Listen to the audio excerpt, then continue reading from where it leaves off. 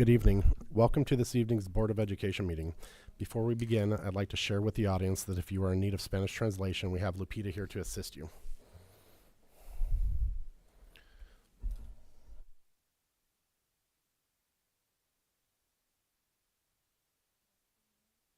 Buenas tardes. Si necesita servicios de interpretación al español, aquí estoy disponible para asistirle. Hágame saber.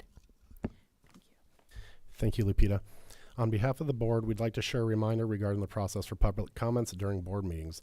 For each agendized action, discussion, or information-only item, the board will hear from staff, provide an opportunity for public comment, then hold a board discussion and vote if necessary. Public comment on non-agendized items will be heard during item 6, and public comments on closed session items will be heard during item 9 before adjourning into closed session. Public comment is an opportunity for members of the public to comment on items that are on the board's agenda or otherwise within the board's jurisdiction. To help us organize public comment using this system, if you wish to provide public comment, please complete a speaker card. They're located at the entrance on the table, and provide it to Michelle, our executive assistant.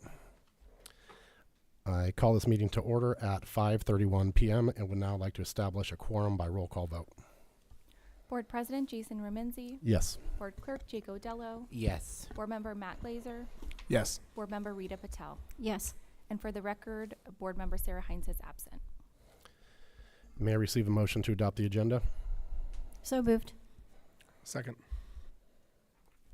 Board President Jason Remenzi. Yes. Board Clerk Jake Odello. Yes. Board Member Matt Glazer. Yes. Board Member Rita Patel. Yes. Thank you. I notify the audience that the open session will be audio taped, broadcast, and recorded for the district's YouTube channel. Rita, will you lead us in the Pledge of Allegiance, please?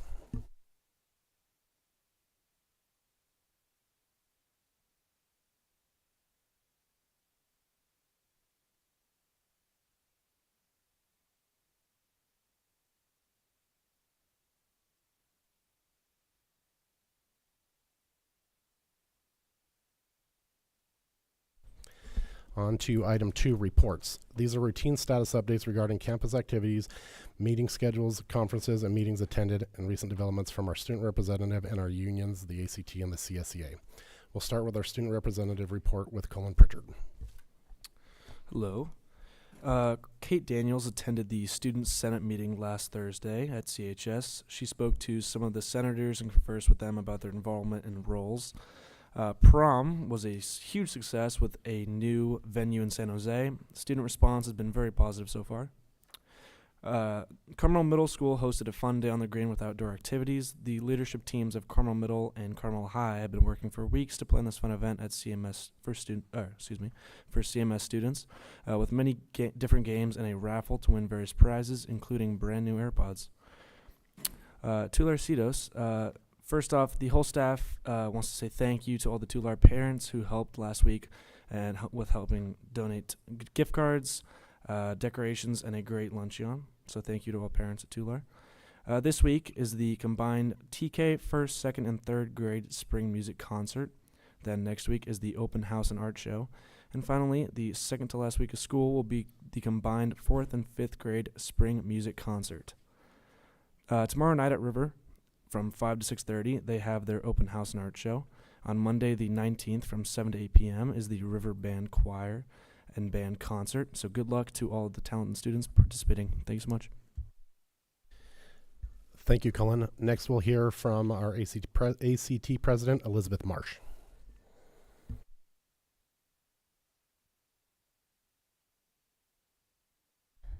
Hello, good evening.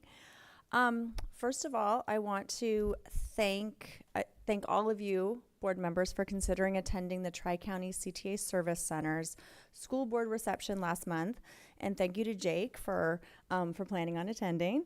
The reception was canceled, but there is interest in planning a future event so that board members and educators from across Monterey, Santa Cruz, and San Benito counties can get together to discuss many ways to support students in public education.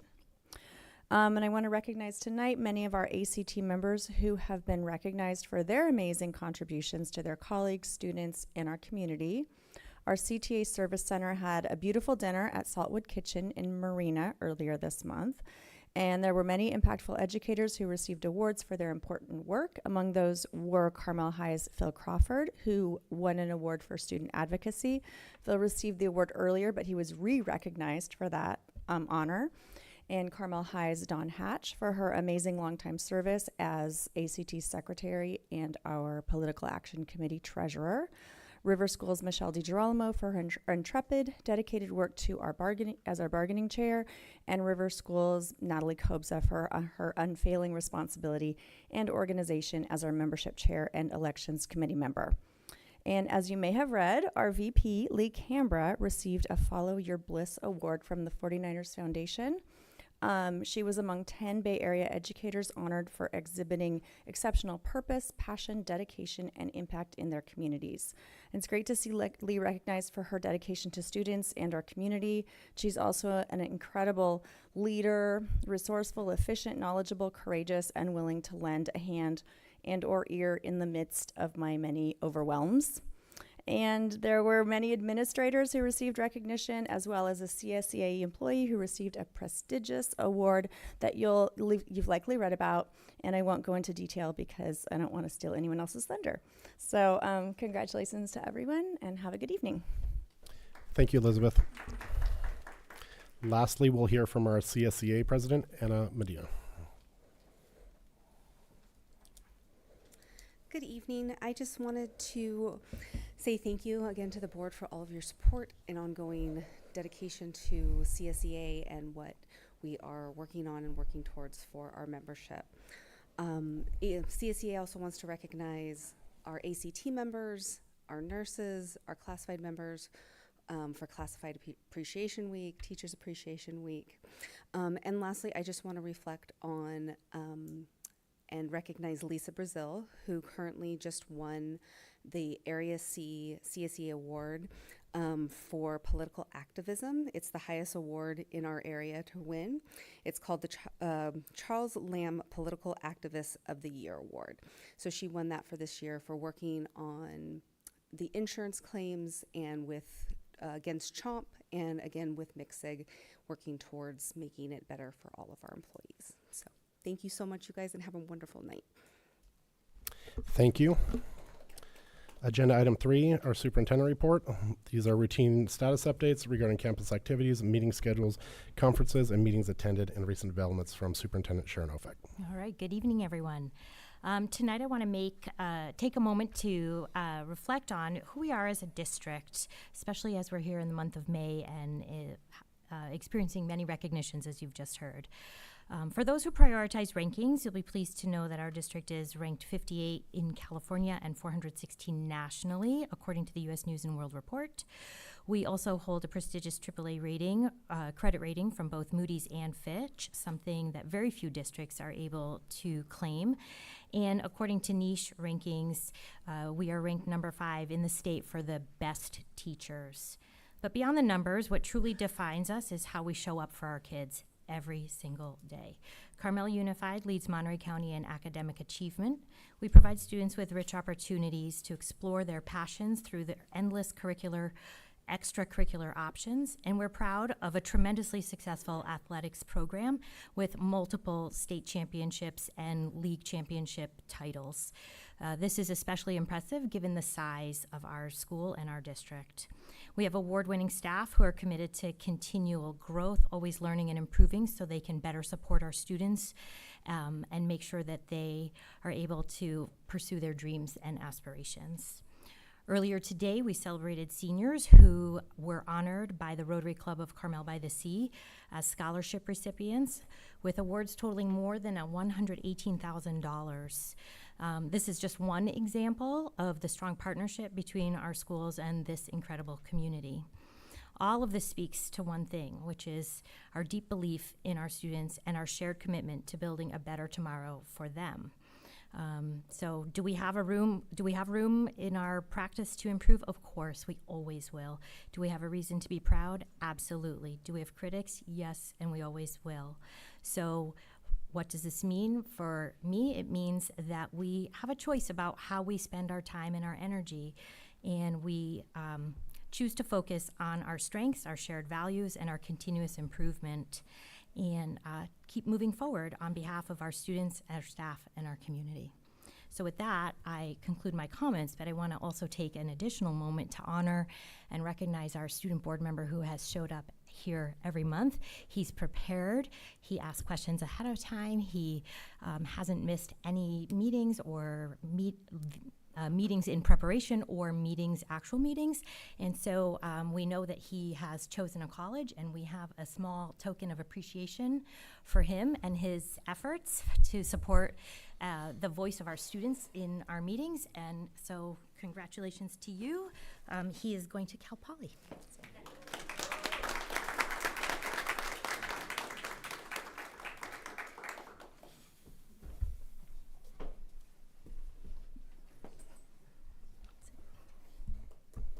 Thank you, Sharon. Agenda item 4, consent calendar. The board may bundle a number of items and act upon them together in one motion through the use of a consent calendar. Consent agenda items are routine items deemed to be non-controversial, for which board discussion is not anticipated and for which the superintendent recommends approval. There will be no discussion on these items prior to the vote unless any members of the board request specific items to be removed for discussion. The board received a request for public comment from FPL.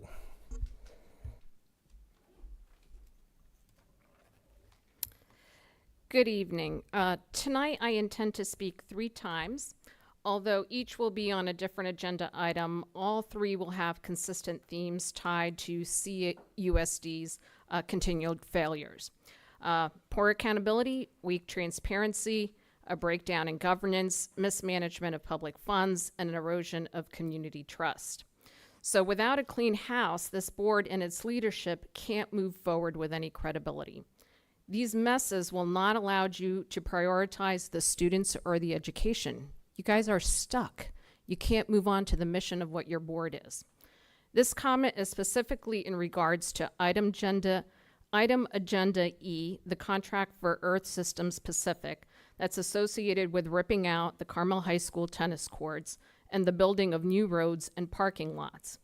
I'm going to ask you to remove this item from ratification and to not approve. This contract is one of many fragmented approvals linked to the larger stadium improvement project. Community members have repeatedly and respectfully have asked for the full project to be placed on the agenda, its total scope, its costs, and timelines. But those requests have been completely ignored and not even acknowledged through emails. The original stadium project was presented at $1 million. But recent vendor contracts have already pushed the cost to $2.8 million. That doesn't include the lights, the pool upgrades, the landscaping, the traffic studies, the geotechnical work, or mitigation plans. So what's the new total now? Is it $12 million? Is it $15 million? Is it $20 million? Is this why you're asking for a school bond up and coming? Is this why you're trying to push through on the development studies fees that are up and coming on the next agenda item? You have not published a full cost or timeline, no explanation of trade-offs or overruns.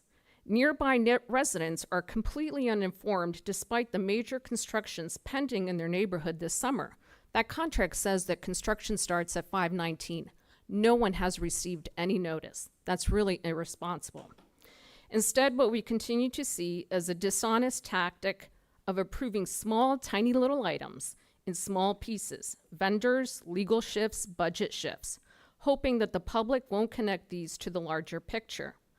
I know that the new parking lot and roadway that are replacing the tennis courts sit adjacent to the baseball field, an area that is not shown on any approved division of state architecture safety plan. I've asked you guys for this plan several times. Again, no response. It is not approved of any emergency safety plan of the Carmel High School field.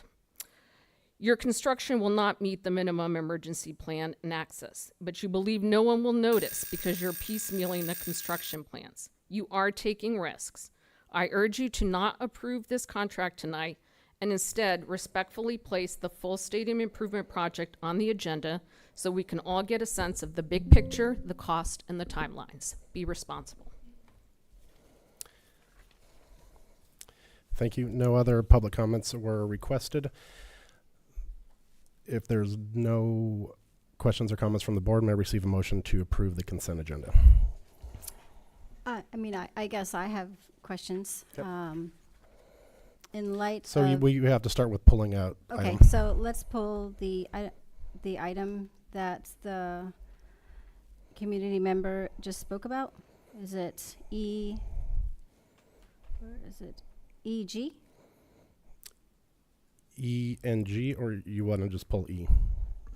Well, the specific item that, I believe system. So it looks like it's EG. Is that E correct? sub item G. Yes, EG. We have to pull that whole item, and then we can approve the rest of the Okay. consent agenda beyond Okay. that. So let's And pull there- all of E. And that's the only one you want to pull? Yes. May I receive a motion to approve the consent agenda without item E? So moved. Second. Board President Jason Remenzi, Yes. Board Clerk Jake Odello, Yes. Board Member Matt Glazer, Yes. Board Member Rita Patel. Yes. Okay, go ahead, Rita. Okay. So, as a board member, I'll be honest with you, I'm confused about the project. I mean, I came in just in December, and so I don't have a good grasp or idea of what is happening with the lights, with the tennis courts, the parking lot, the easement, just any of that. So I would appreciate, I guess, an agenda item, so I could be updated as a board member, so I could vote on this. But I don't feel comfortable voting on this in light of what Fran Dillard stated today. Or I would have to vote no.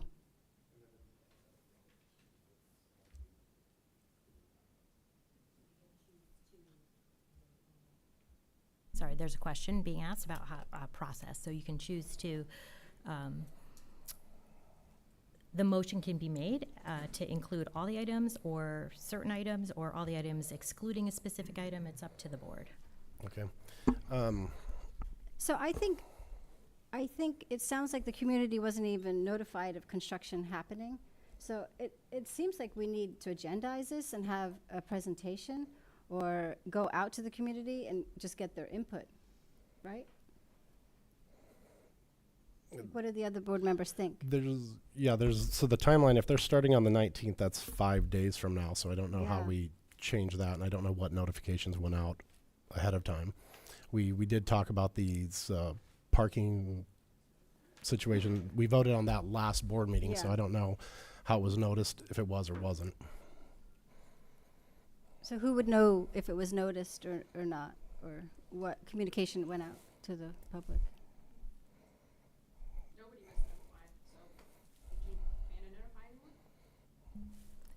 This item was pulled, and we don't have all of our information ahead of time, which is why we are not speaking. We have people who can absolutely speak to it, but it was not noticed that to us that we should come with all those dates and specifics and details.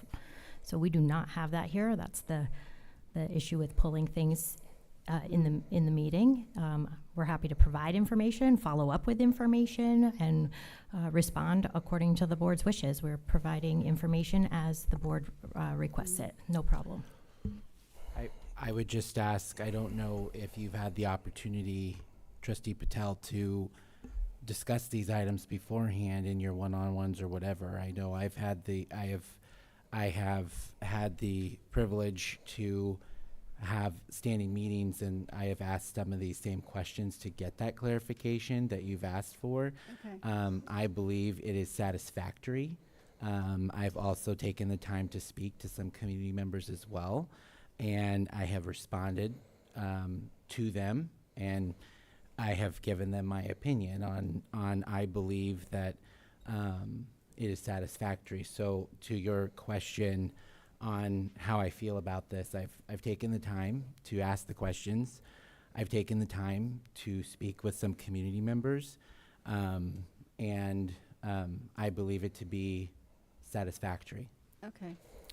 So But I think this is bigger than a board member going out and taking the time to ask questions or talk to people. It sounds like there needs to be it should have been either agendized and vetted better with the local community. Right. Right. I guess my So question. was it, since I've been on the board, has it been on the agenda where those affected community members were brought or invited to the board meeting to hear about it or to ask questions? I haven't seen that. So the board has the option with this item to either remove the Cleary Consultants section and approve the rest of it, approve it as a whole, or disapprove the whole item, which we can't do because we have other things in because there. you have that- deadlines. yeah. So it puts, I understand it puts us. So we on can a discuss, and different- I think procedurally, an agenda item would be, we would do it during agenda setting in the, between the meetings on the Wednesday, 2 weeks before the meeting. We would add it. We just can't add it in real time at this meeting. Yeah. I mean, some of these questions have been asked prior, and I have not been made aware that you've had these questions prior to this meeting until today. So Well, we've been getting letters, right? so thus I followed up on those letters and I asked questions during my one-on-one. I tried to get answers. I did So have the you, homework of so a have you board met with member. Fran Dillard, who's asking I've the spoken questions? with her on the phone multiple times. Don't engage with the public. Okay. It's not a town hall. So Okay. the options are, we can do it Alright. that way. We can agendize Yeah. it. We can Um, move forward multiple different ways. Well, and there's also a process piece, which is that this is a multi-year project. And before we were on the board, there was a presentation, in my understanding, at least in the time that I attended the board meeting, that did lay out the scope of the project. And there has been opportunity for public engagement. Now, these parts are as contracts come available. If Yeah. so what our obligation is, the reason I see this as an approvable consent item is this is a element of the scope of a project that is already adopted by a previous board. And Yeah. this is an approval of a nominal sum, $21,000 contract for work that has been included in an already approved project. So Yeah. unless we want to adopt something previously decided, which is a different procedural posture, it would be proper and appropriate to adopt this item or to decline it if you so choose. But re-agendizing the whole thing would seem it would require a different procedure to review, just from the way the law works, to review something that had been previously adopted even by a previous board. So I I agree. would No, I speak in agree. favor I of mean, this this is- at this moment. I'm prepared to adopt this agenda item, and if there's an appetite in the community for further discussion regarding the scope of the project that's already been, if there's an appetite in the community for further discussion regarding this project that's already been approved by a previous board, then that should be taken up with the superintendent and in community engagement processes. But where we stand right now in this moment, I'm prepared to adopt this agenda or this Yeah, contract this contract. as presented. I understand. Is anybody going to make a motion? So for me, I can't approve this contract, and I hope you understand, I need more information on this, and I would hope that it would come back. It sounds like you guys are ready to approve it, but I'd like it to come back, and I would like to have some engagement with the community so we can understand what the scope of the project is, what the budget of the project is, and really answer Fran Dillard's questions. I think that's all she is asking for, not to be punted or let's just answer the community's questions, and so they feel comfortable with the project. It's happening in their backyard, and I'd like everybody to get together and comfortable with the project. So I'm going to go ahead and vote no on this, but We don't have a motion yet. We have, somebody Okay. has to make a motion as Alright, to got it. whether we're. Well, So the motion for you to vote no on it would be to approve the whole agenda item, and then you would vote no. Or we change what all we're voting on and pull out the Cleary Consulting. Well, there's also our responsibility for efficacy of the delivery of these projects. That delays. There's timelines. And Yeah. Well, and delays cost money, and the understanding that our obligation is about fiscal responsibility and sure, community engagement, definitely. And again, this project is already approved. We're not approving the scope of the project. We No, I are understand. looking at this one contract, and our obligation is to be in our integrity. There will be people who will not Yeah. be comfortable, as you said. That's fine, but I'm not comfortable. as a I board understand, member. which So- is absolutely you're right. I'm just speaking to what our obligation is and the seat that I sit in. Yeah, I've in the past I've approved many contracts and just with the field. I was on the board with Dan Paul, so I've pretty much approved and understood 100% what some of these projects have been. This one I've just been a little shaky on, and so. But I understand the school district's on a deadline, and these chain orders, and there's a timeline and deadlines that can cost the district money. I move to approve item E of the consent agenda. Second. Board President Jason Remenzi, Yes. Board Clerk Jake Odello, Yes. Board Member Matt Glazer, Yes. Board Member Rita Patel. No. Thank you. Agenda item 5A, Ethnic Studies course approval with curriculum, instruction, and assessment coordinator Andrew Rodriguez.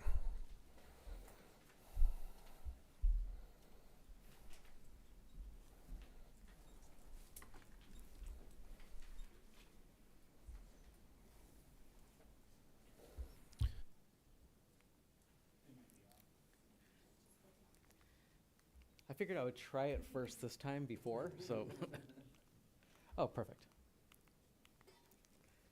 All right, so my name is Andrew Rodriguez, Curriculum Instruction and Assessment Coordinator for the Carmel Unified School District, and today I'll be bringing forward the course for Ethnic Studies, our final draft from the committee.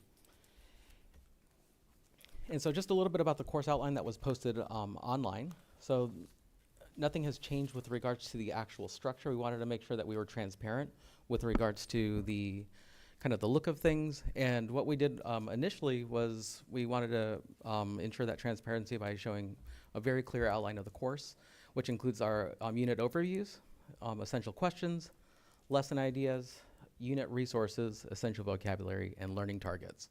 And so nothing in the actual structure has changed since our last meeting. And so, but we did change some content, which I'm going to be going over right now.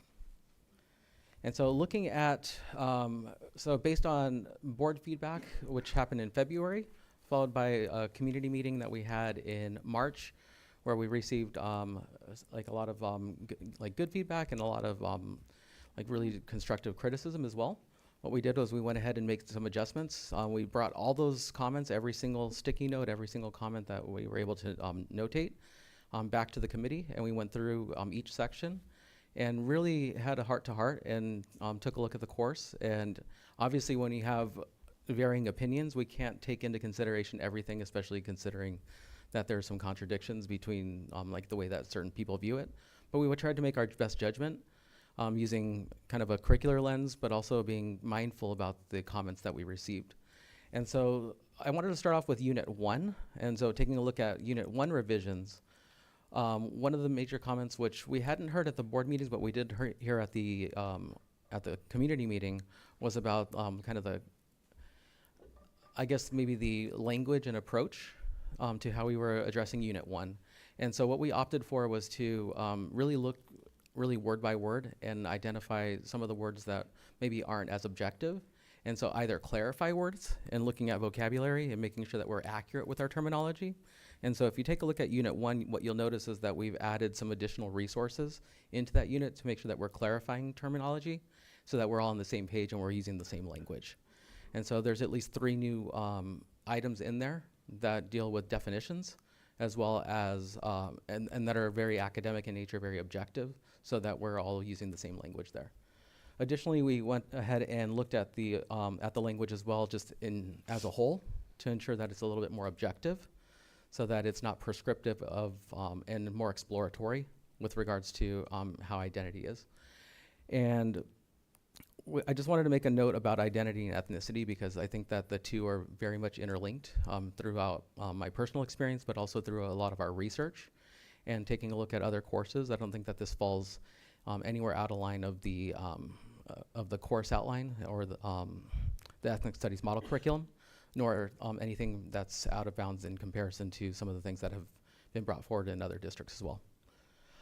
The other major revision was Unit 4. If you remember last time, what we had mentioned was that Unit 4 was still unfinished, and there are some major considerations that we're taking into account. And so Unit 4, from our recommendation, is that it is, in fact, complete. And so what we did was we went ahead and once again identified particular language and then inserted in resources to clarify that vocabulary, just so that we're ensuring that we're using not only appropriate language, but also using academically accurate language too. Within that terminology clarification, we also added some additional lesson resources. And so you'll notice 2 major resources that were added there. So one of them is dealing with Cesar Chavez. And it's not only just kind of naming, but also a full lesson unit that's kind of recommended. And so although that can be justified or modified by the teacher, we wanted to make sure that the teacher has some resources to work off of and that it's something that's kind of clear, like this is an academically appropriate lesson. Additionally, we also have reference to the Native American land back movement, which was added in there. So clarification of kind of, because one of the questions was about, are we also looking at modern day kind of movements? And so we went ahead and added something that's current and still happening as of like today. And then we went ahead and took a look at units 2 and 3 as well. And although those didn't receive as much feedback at the board and also at our community meeting, we went ahead and took a look at Unit 2 and added some additional resources. I believe there's a piece dealing with mixed racial identity, or mixed ethnicity, excuse me. I wanted to make sure that we clarify that. And it's dealing with Mexipino, so Mexican-Filipino heritage, and it has a really strong identity not only in this area, but in California in general. So we wanted to make sure that we highlight that. And then we also added some additional pieces in Unit 3 as well. And I did want to just quickly just thank, I know that this has been a lot of work in a little bit of time. If we take a look at other districts and the amount of years that they've spent on this, we had about a year to get to this point. And I think that considering the timeline and considering the scope of the work, if you take a look at other things that have been brought forth to other boards, we wanted to be thorough and we wanted to be really mindful of our community. And I think that, we've done the best that we can in considering. And so it took a lot of meetings, it took a lot of people work to get to this point. And so I just wanted to make sure that we thank the committee. And thank you for that. Thank you, Andrew. We did not receive a request for public comment, so we'll open it up for discussion with the board. You might want to come back. And we'll start with Rita. Go ahead.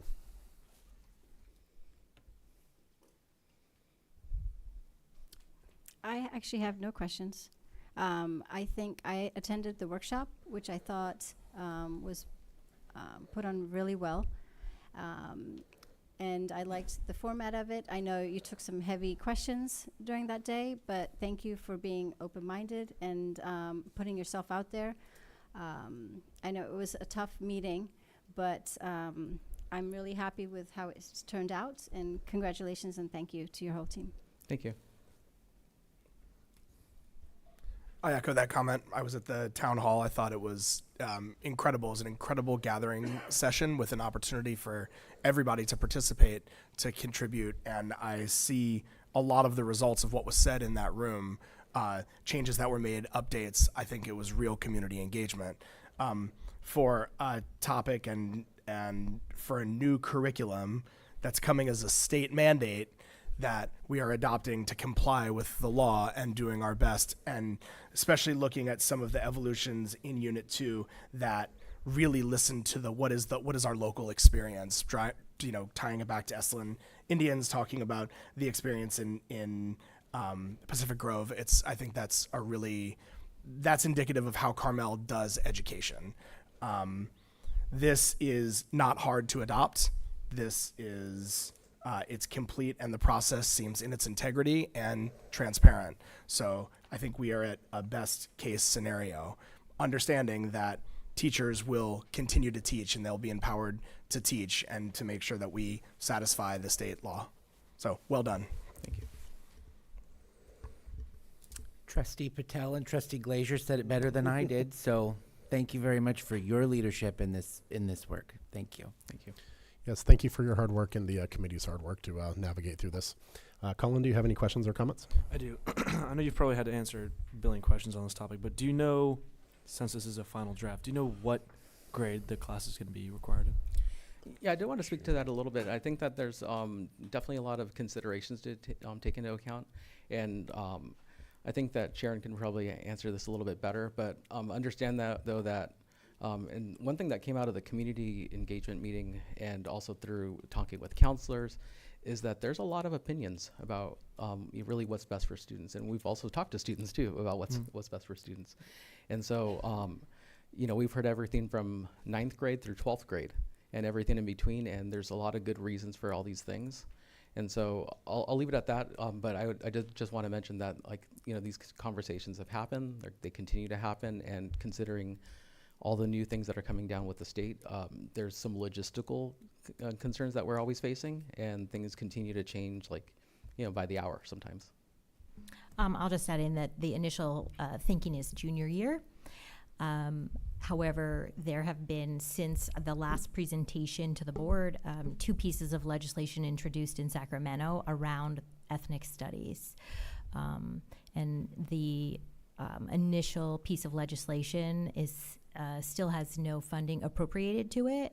So we won't know about whether or not that has taken place until after school ends. So we are following the initial piece of legislation and approving this course, but as it was initially presented, it was for junior year. Can it change? Absolutely. Does it? Our nimble response is going to be based on the outcome of those pieces of pending legislation and whether or not the course actually is appropriated by the state legislature. So, cool. Thank you so much. Thank you. If there's no other questions or comments, may I receive a motion? I move to approve. Go ahead. Second. Board President Jason Remenzi, Yes. Board Clerk Jake Odello, Yes. Board Member Matt Glazer, Yes. Board Member Rita Patel. Yes. Thank you. Agenda item 5B, adoption of universal screener for reading at the elementary level with curriculum instruction assessment coordinator, Jen Martin. Lower that a little. Hi, I'm Jen Martin. It is a pleasure to present to you today. And I'm also a curriculum instruction and assessment coordinator for the district. We will be talking today about screening for risk of reading difficulties. Just so that you're aware, there are a lot of different assessments that are out there. So we look at kind of a state mandated assessments. So those would be things like the SBAC or CASP, and you look at the scores on that with the California dashboard. Then there's district level assessments. So those are screener assessments or diagnostic assessments that we give to measure how all students are doing within the district. And then there are classroom level assessments. So we look at those like unit assessments or chapter assessments, some kind of formative assessments like an exit ticket. And those are assessments that teachers use to guide instruction on a daily basis for students. And so there's kind of those different levels of assessments. So today we're talking about screener assessments, which are our district level assessments. And so when we are looking at a universal screener, so some of the things that you look at are if a screening assessment can predict and identify risk within the system, how it's typically done. There's a new mandate, which I'll be talking about, that requires it 1 time a year. But best practice is doing it 3 times a year, typically beginning, middle, and end, so that you can see how students are coming in, if they're making growth along the way, and then how we're kind of ending the year. And then also, a best practice is universal screeners should be standardized, they should be reliable, and they should be valid. And so part of that is having benchmarks or cutoffs that we're expecting students to be at certain points in time.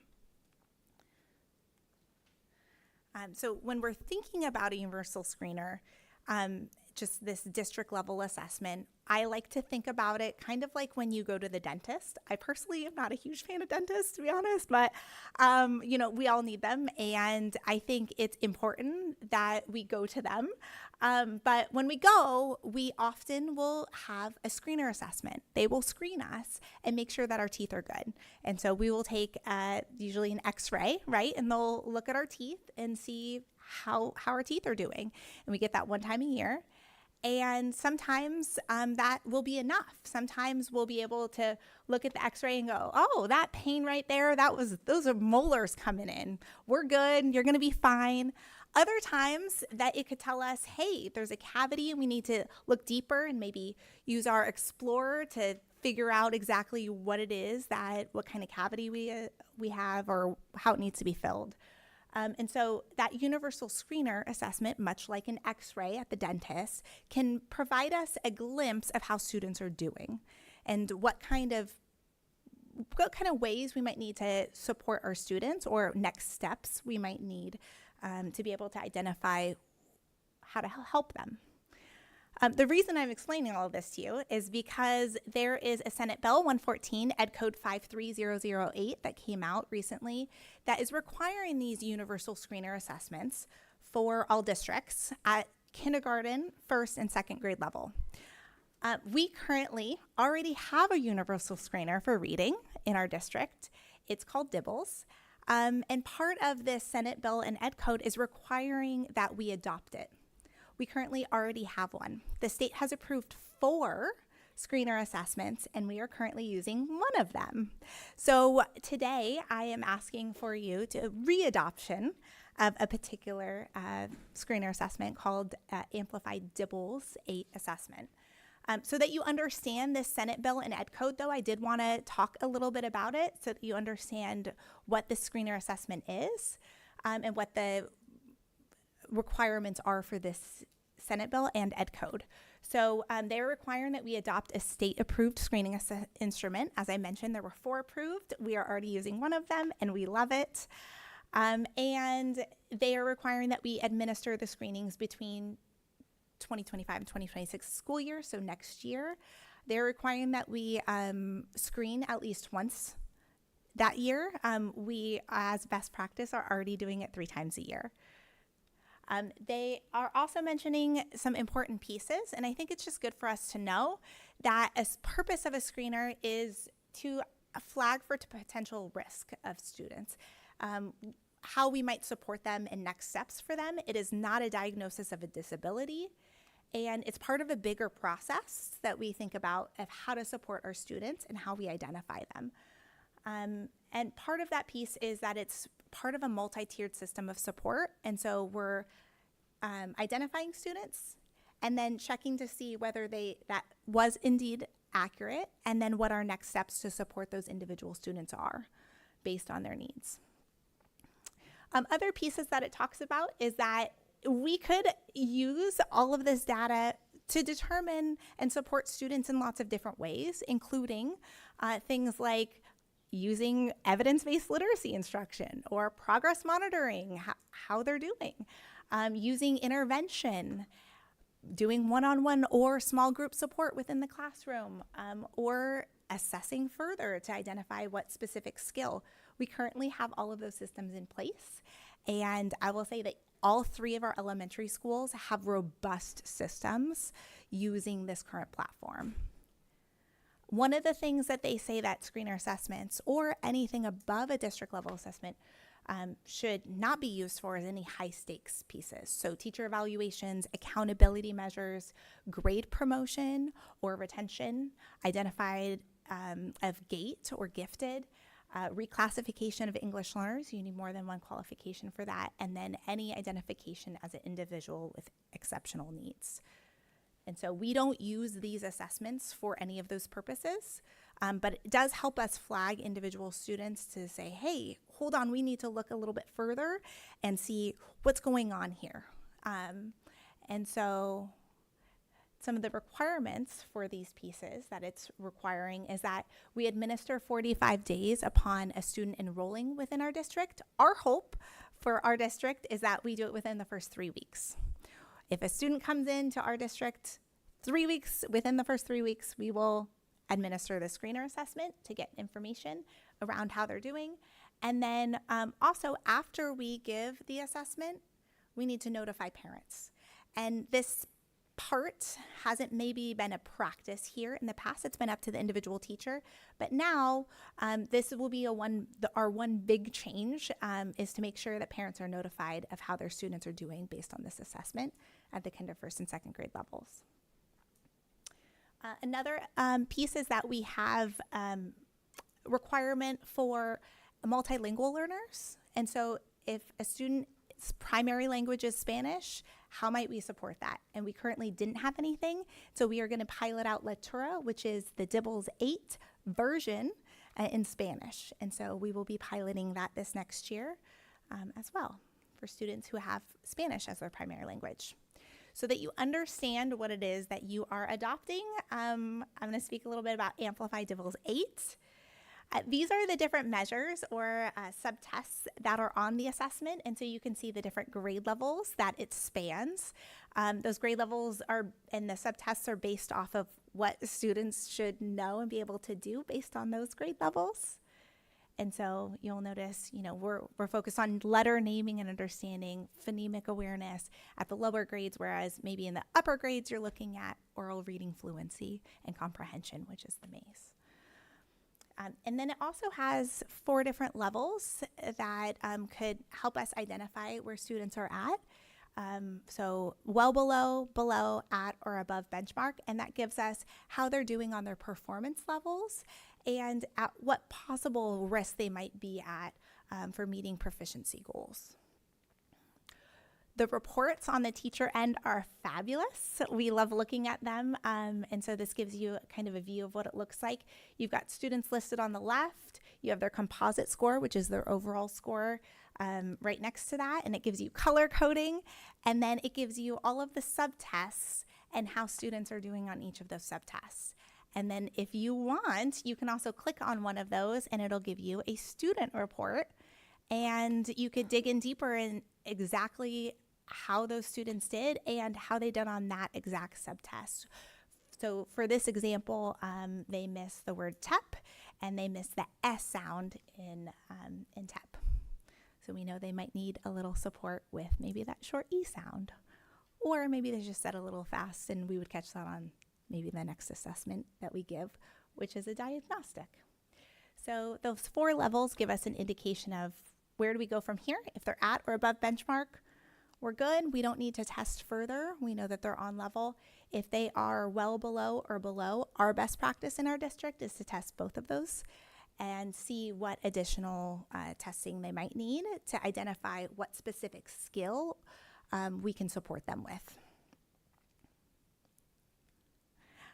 And then this is an example of River, for example, Carmel River Elementary School. So if they are yellow or red in the phonemic segmentation fluency assessment, then we would then give the Hegarty assessment to diagnose further and see exactly what skills we could support them with. And then just so you see how this looks in action, this is, again, Carmel River Elementary, and this is what it looks like as an implementation piece. So they have given the screener assessment for, we're looking at the top part, for phonemic segmentation fluency. Then they administered Hegarty, and then that gives them some more indication, okay, well, now they need an intervention. So now we're going to use either Hegarty or SIPS, depending upon what exact skill they need support in.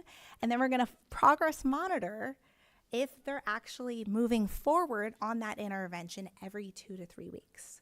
And so all of these pieces are a broader picture, but this assessment really helps us identify students, what our next steps for students are. And based on this Senate bill and Ed Code, my looking at it is that it is a way to get districts to start using best practices. Our district has been doing a really good job so far and has really robust systems in place to support all of our students. which I think is the intent. That being said, we have put together a team to kind of look over all of these pieces. How are we administering? What training is necessary? How are we identifying students? And then what next steps do we need for students? And then along those pieces, what communication and timeline? When are we going to do all of those pieces? And so we've got a team together of teachers of students with special needs, teachers of intervention, administrators, teachers of the ELD, and a whole bunch of amazing people in a room to help determine what does it look like for next year, and how is our communication with parents going to be the best way possible, so that we can make sure that we're not just supporting their child, but we're communicating in an effective way. And so we have also started to put together kind of a timeline of what this looks like and what changes we're making from now to next year, and any additional pieces that are put into place. What questions do you have? The board did not receive any requests for public comments, so we can start with our discussion, questions and comments, starting with Rita. I just want to say, wow, this is one of the best presentations I've seen on Dibbles. I mean, I've heard the word Dibbles thrown around like left and right when my kids were in school, but this was a really good presentation. I have no questions. I'm really happy with the use of the technology and just the different screening methods and requirements. I'm just really happy with how you're moving forward with this. Thank you so much to you and your team. And I look forward to hearing an update, I guess, maybe at the end of next school year. Same, I have no real questions. This is fantastic. I love that we are anticipating doing risk assessment as a tool to anticipate possible needs that result in student outcomes that are positive, and to ensure that we are on the right track as early as K1 and 2. As a parent of a fourth grader and a kindergartner, I know Dibbles. I've seen the parent side of this, and it's a really good indicator for me as a parent to understand where my kids are and where we need to work at home and where they are working at school, and to really allow that collaboration to be meaningful and measurable. So I'm all on board. I appreciate that we as a school district are already doing this. So this is great and easy to adopt. I did have a question, but Trustee Glazier answered that with his story, so sounds like it's good. So thank you, and I'm good with questions. Thank you. Thank you, Jen. I have no questions or comments. Thank you for the presentation, though. Cullen, do you have anything to say? I don't. I was going to ask about the parent-teacher collaboration as well, so thank you, Matt. Thank you. Awesome. Okay, thank you. Thanks. May I receive a motion? I move to approve the continued use of M-Class Dibble 8 at the elementary level for screening for the risk of reading difficulties as presented. Second. Sorry. Oh, sorry. Go ahead, Jake. No. Michelle sorted out. Board President Jason Remenzi. Yes. Board Clerk Jake Odello. Yes. Board Member Matt Glazer. Yes. Board Member Rita Patel. Yes. Thank you all. Agenda item 5C, student attendance with Director of Student Services, Dr. Cassandra Ziskind. Good evening, Board of Trustees, district staff, and congratulations, junior board member, on your college acceptance. Yay. I am here tonight to talk about the district's continuous efforts of improving attendance. Educational research shows that attendance is a critical predictor of academic success for our students. It's also important for their essential social-emotional skills. If they're not in the classroom, they're not learning and they're not gaining those skills. I'm going to be talking a little bit about chronic absenteeism, and that's defined as if a student misses 10% or more of their school days, which turns out to be 18 days at the end of the school year, they are categorized as chronically absent. This pattern often begins in the early grades, so we try to emphasize the importance of gaining these skills and working with students in the younger grades. So as they grow, they have good, healthy school attendance. You take a look at this graph here, you could see our chronic absenteeism by year. And I will say that if you see the years 2020 through 2023, those were the years we were impacted by COVID. And you can see how we declined during that time. As you can see, for last year, our 23-24 school year, we have made significant improvements, and you're going to see that on the next slide, on the next slides. Here we have a slide of school districts, and you will notice the green star, and that is to indicate that Carmel Unified School District made the most significant improvement with decreasing. Chronic absenteeism is an area that you want to decrease. We often talk about increasing, we want to increase academic scores and those type of things, but suspension and chronic absenteeism you want to decrease. So looking at this graph, again, comparatively for the other like districts, Carmel Unified had a decrease of 6.7%. Usually districts have a marker of improving by 3 percentage points, so 6.7. Round of applause for all of our district staff who are involved in helping students get to school and building those relationships, which shows that's why kids come to school. So teachers having engaging lessons and activities at the school. We're very fortunate in Carmel to have the things that are getting the kids into the school. The next slide, you could see by school sites, all of our schools had a significant improvement with the exception of Captain Cooper. And we know that is why they have environmental impacts. They have road closures, they have bad weather that causes the school to close. We do have district-wide closures when the weather's really bad all over. But Captain Cooper kids, some of the families are even more impacted because the school might open, but then that doesn't mean that particular students still are able to get to the school. Their location, they still might not be able to get access to the school. We are working on a plan to support Captain Cooper in these situations. The state is now requiring us to develop a learning continuity plan, which is going to be a part of our school comprehensive safety plan. And in this plan, we have to develop strategies and systems that will be in place when these closures occur. For instance, like when COVID took place, we had to have a plan like this. So they're instituting this again.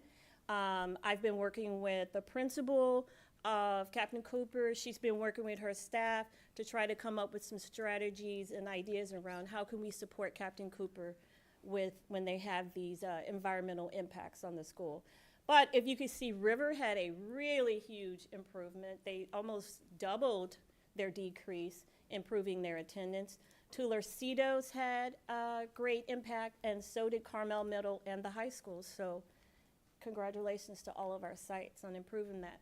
You could see here, this graph shows a link between suspension incidents and attendance. Suspensions are marked as absences. So when students are suspended, they're marked as absence. That goes into our chronic absenteeism rates. If you notice, this is the current year is on here, and if you could see in April, it stops there. You could see the real decrease in school suspensions across the middle school and the high school. And last year, the suspensions decreased by half as well. So we're very proud of that. We've moved towards a more restorative practice and teaching the kids about how what they did differs from what the expectations are. And we're finding that that's been really successful for all of our sites. So performance indicators on the California dashboard, our goal in our district is to move our schools from red, orange, yellow into the green. And you could see on the previous slide, we are moving towards that goal. We need 2 more years. Someone had asked, is this a pattern? Do we see ourselves? We can't say it's a pattern yet because we only have 1 year of data, but hopefully we are on this continuous path. We use what's called a tiered model. We have tier 1, universal attendance support strategies, which include clear, consistent communication protocols. That's to parents, students, and to staff. We formally acknowledge and celebrate attendance. For a while during COVID, they were asking us not to celebrate attendance because then kids would be more motivated to come to school sick. but we are now, again, promoting, recognizing and rewarding good attendance. This is not a comprehensive list of our Title I strategies because each site is different and their needs are different. And so the site actually develops the different tiers of strategy. So tier 1 are these universal practices that are for all students. If we think of that triangle, these are 80% of our students. Then we have tier 2, which is roughly for 10 to 15% of our students. And these students are going through the chronic absenteeism.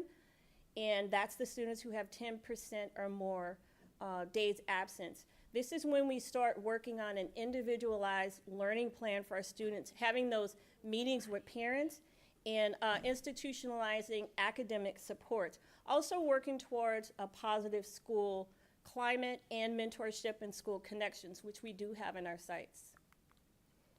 Tier 3 is when we get into the more intensive supports.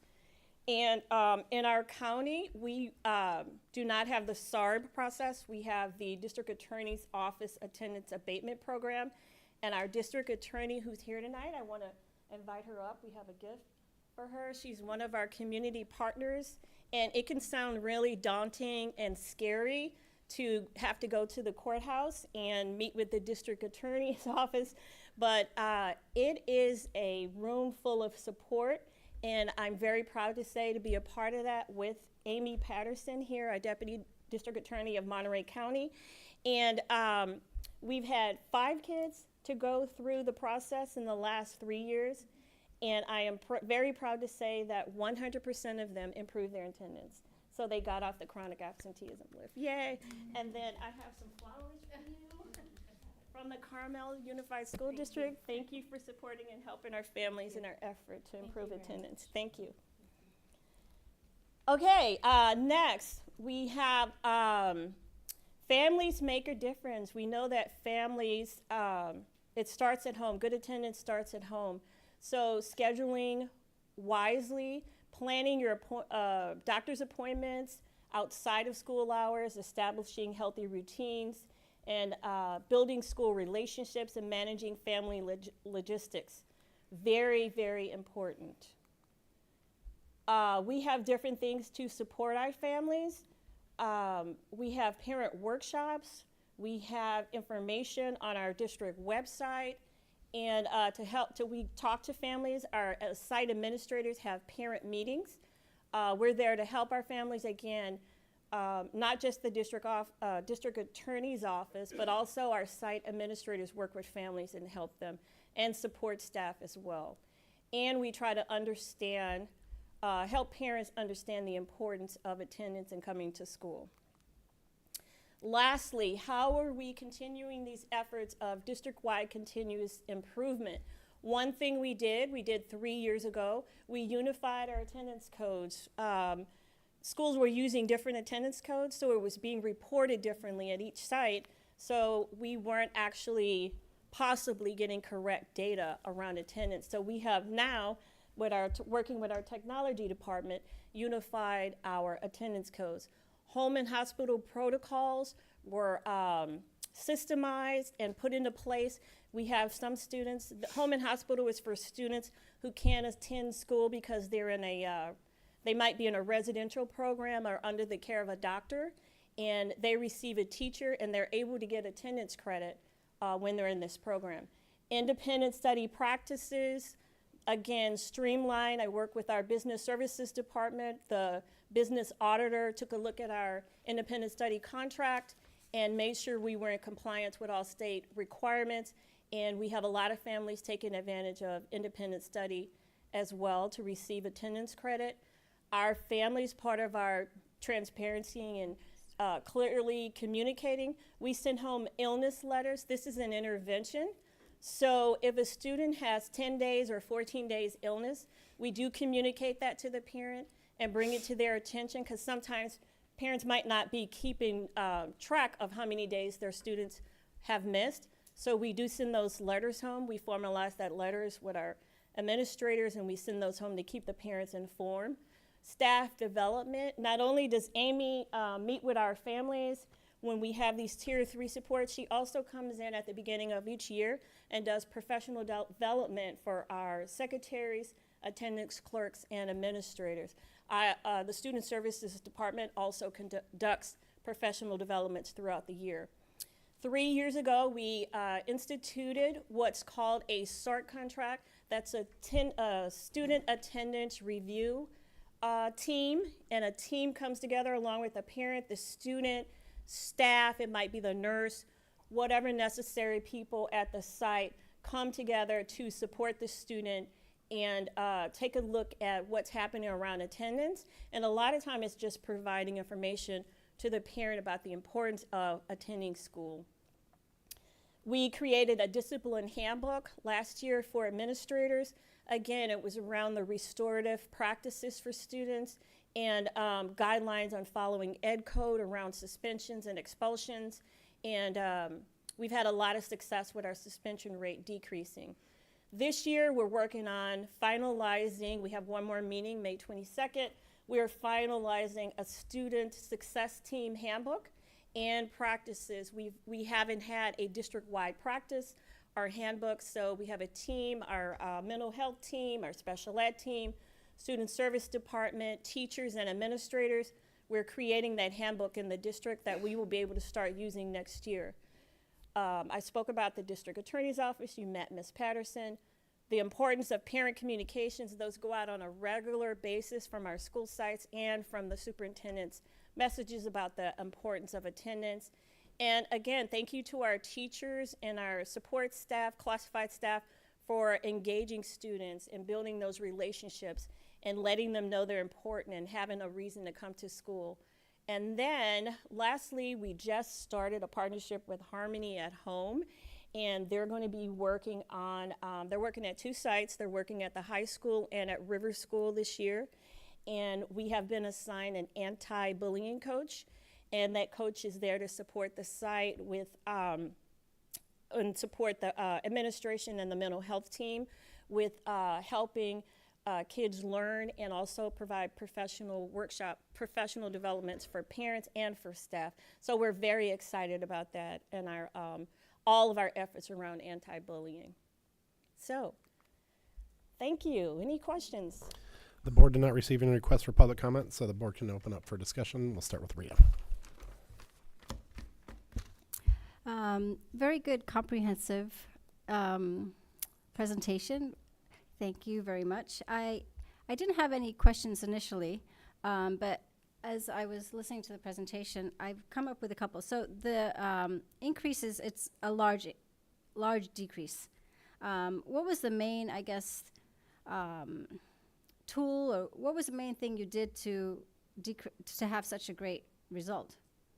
I can't name one specific tool. I think it was just a unified effort. If I were to say what was the one thing that worked, we had meetings with our administrative team, and it's one of our LCAP goals is to improve attendance.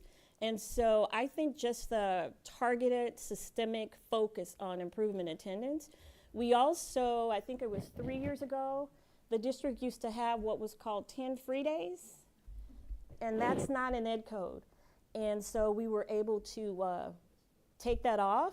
Mm-hmm. And also I think what helped is that our yearly calendar comes out early, so parents are able to schedule their vacations at vacation time. Okay. And also our work around discipline suspensions have decreased a lot. Okay. And then I guess with the absences, have the rates been studied with what type of group the students? Are they kids that are the IEP students, 504 plans? Yes. Kids who are being bullied? Like what are... Yes, we do take a targeted look at the data at the sites. The principal look at the individual data, and we don't have a standout group. I can't say that our foster students are the group that are missing more, our EL students, our special ed. It's kind of different at each school site. Okay. But we did see improvement in all of those different demographics. We did see improvement across the board. I'll jump in here and just share that last year's California dashboard had every single disaggregated group that they measure your performance by coded as red. So it was universal, regardless of whether it was a school site or the district level. We had been color coded as red, and that is change over time. So we're hoping that the changes that Dr. Ziskin presented will obviously result in a color change this year, because it's a pretty significant Sounds like it percentage should, of yeah. change, which is how the dashboard reviews progress. So just to confirm what she's saying, that data on that dashboard would confirm what she's just saying. And we did have schools move out of the red into different colors. Different colors, okay. And then independent study. So students who go into independent study, is that data captured separately, or is that just included in this data? So That's it's included in this data. It's Okay. considered attendance, okay, and it is a program code in Aries, and so that's how we keep track of it. But it is in that data because it Okay. is considered attendance. They turn in work to receive See the attendance credit. credit, okay. We have short-term independent study here. It only goes to 15 days. 15 days, okay. So a student who goes on to independent study is out for 15 days, and then they come back on campus, up to. Yes, And they and come they submit their work to get attendance credit. If you don't submit your work, you do not get attendance credit. You would be Okay. marked absent. Got it, okay. I think that's it. I think the other thing that's always come up when I was on the board before was late starts. I don't know, I saw the slide regarding, parents and supporting families and, planning your appointments and things like that. So hopefully maybe one day we can get that back on the agenda and discuss late start. That's it. Thank you very much. Thank you. Thank you for this data presentation and everything that's happening. I remember talking about the all red in the LCAP meetings at the school site level. Thank you for qualifying the increase at Captain Cooper. Of course, the 2024 school year was a particular one. So just highlighting what that means and the success in the face of adversity that Captain Cooper experienced with a nominal increase speaks to the administration and also the school site, the teachers and staff at the school that continued to run the school with bridge closures and convoy caravans and bad weather and power outages and access issues. So really beyond broad environmental issues, and to only see a percentage point increase in chronic absenteeism is pretty impressive and speaks to the effort that goes into that particular site. So I appreciate that qualification. I don't have any questions about this. I just wanted to highlight that. Thank you for this information. Thank you. Some of my questions got asked already, but can you speak to at all, like, do you have any indications about this year? Are we still moving in a good direction? I think we've seen in the presentation that we're moving in a good direction from the previous year. Is there indication this year, just preliminary information, which you may not be able to share, but is there preliminary information that that we're heading in the same direction? Yes, it does appear that way. Looking at the data so far up until April, it looks like our attendance is continuing to improve. And that was demonstrated in the slide on suspension because, again, suspensions are categorized as absences.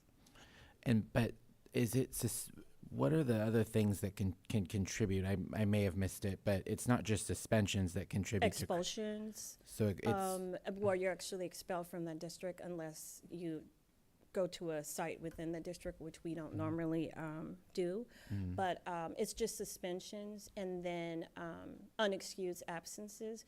One of the misconceptions is that only unexcused absences count as chronic absenteeism. All absences go under chronic absenteeism. Oh, all absences. All absences.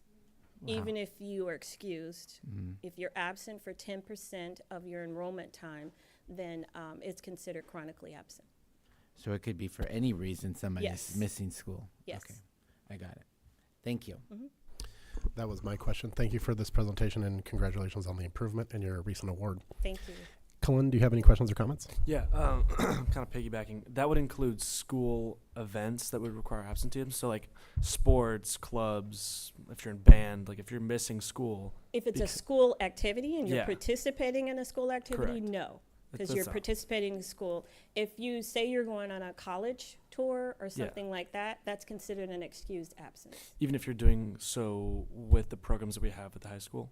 So like, for example, we have If classes it's a that- school-based activity, anything doing with school, if the Okay. school is taking you there on that college tour, Mhm. then it's not considered an absence. Okay. You're participating in an approved school activity.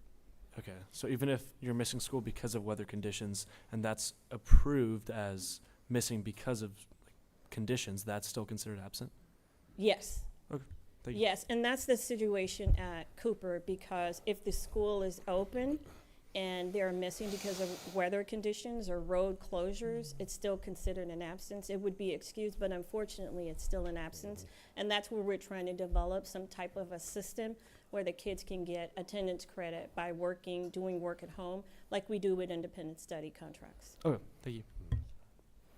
Thank you, Cassandra. This was an information-only item, so no action will be taken. Agenda item 5D, Career Technical Education Program Update with Director of College and Career Readiness, Dr. Yvonne Glenn.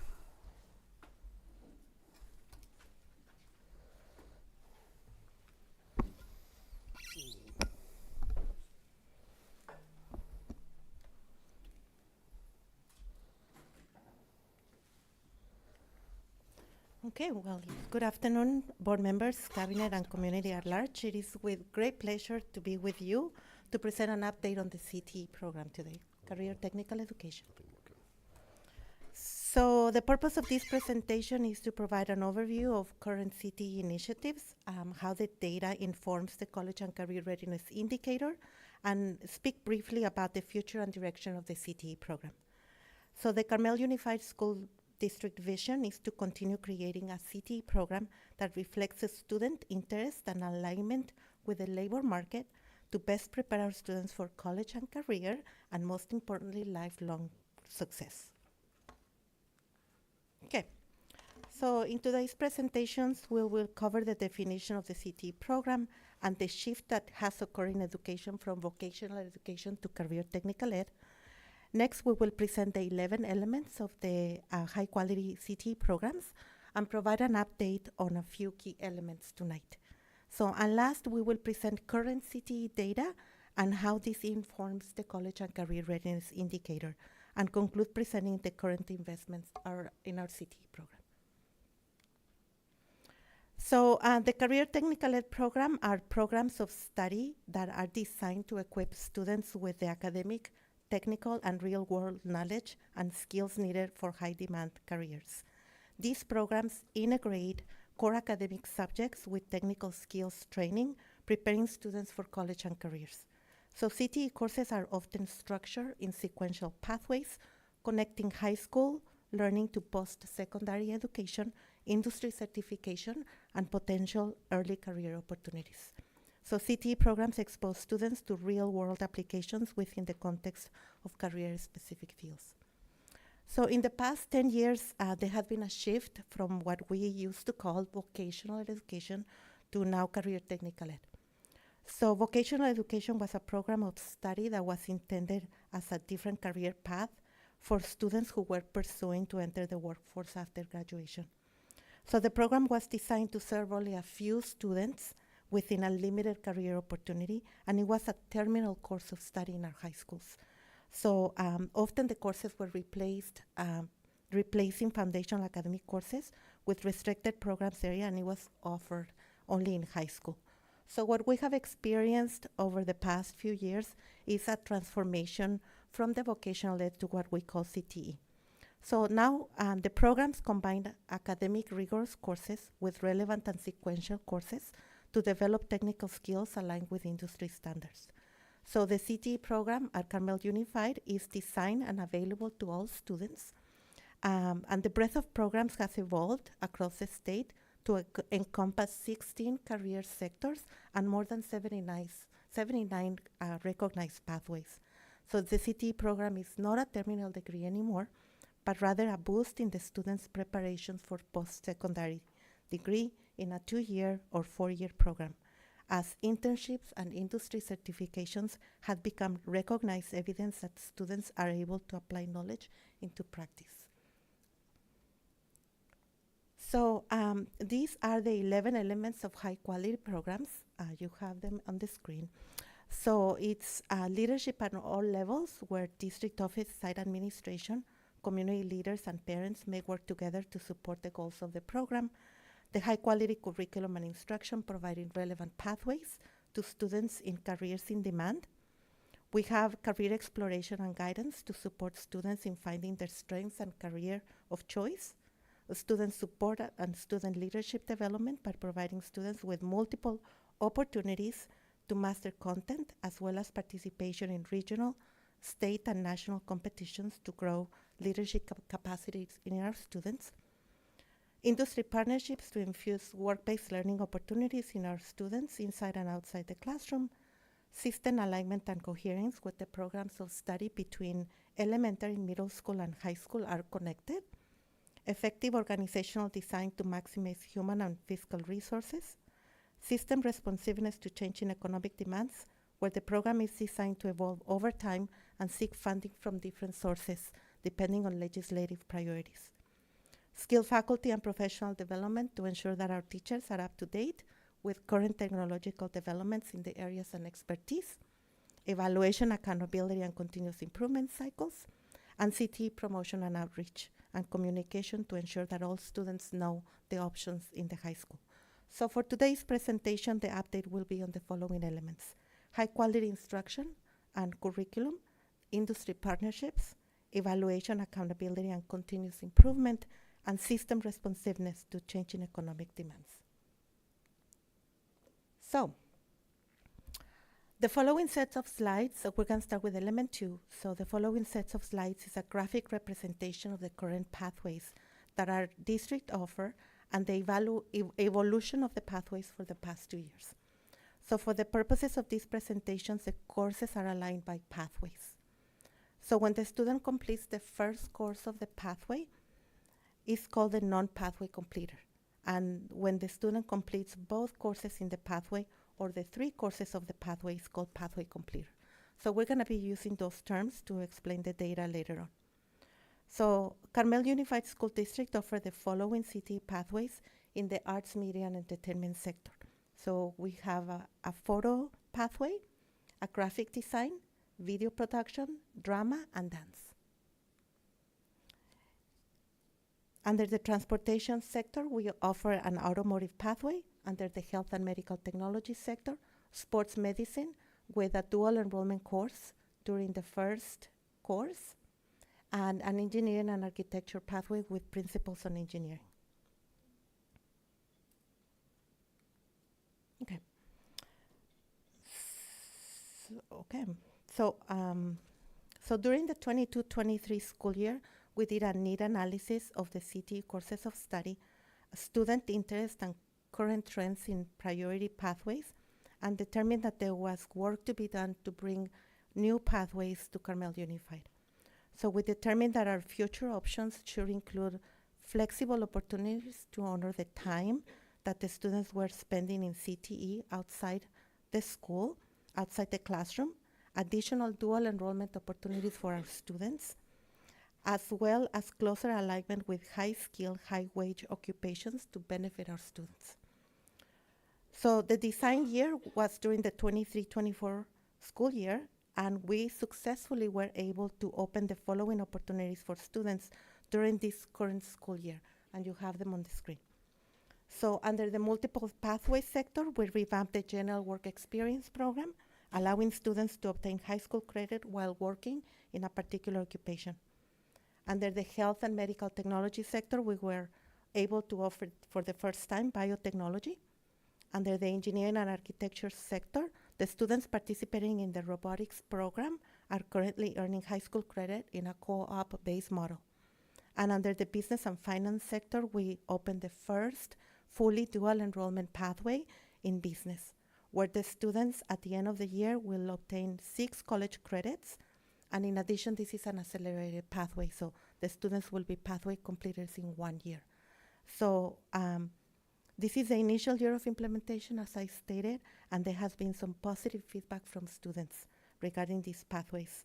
The courses have been very well received, and we know that our students are talented and brilliant, so they are excelling in these opportunities. So moving on for the forecast for the next 2 years.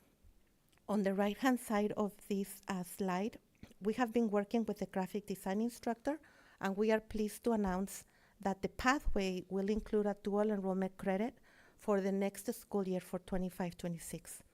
So during the second year of the course, as you see on the slide, we will be offering 2 dual enrollment courses during the second year, Introduction to Photoshop and Introduction to Graphic Design.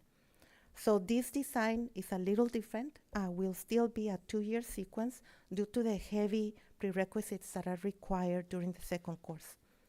So future plans for next year is to work on revamping the automotive curriculum.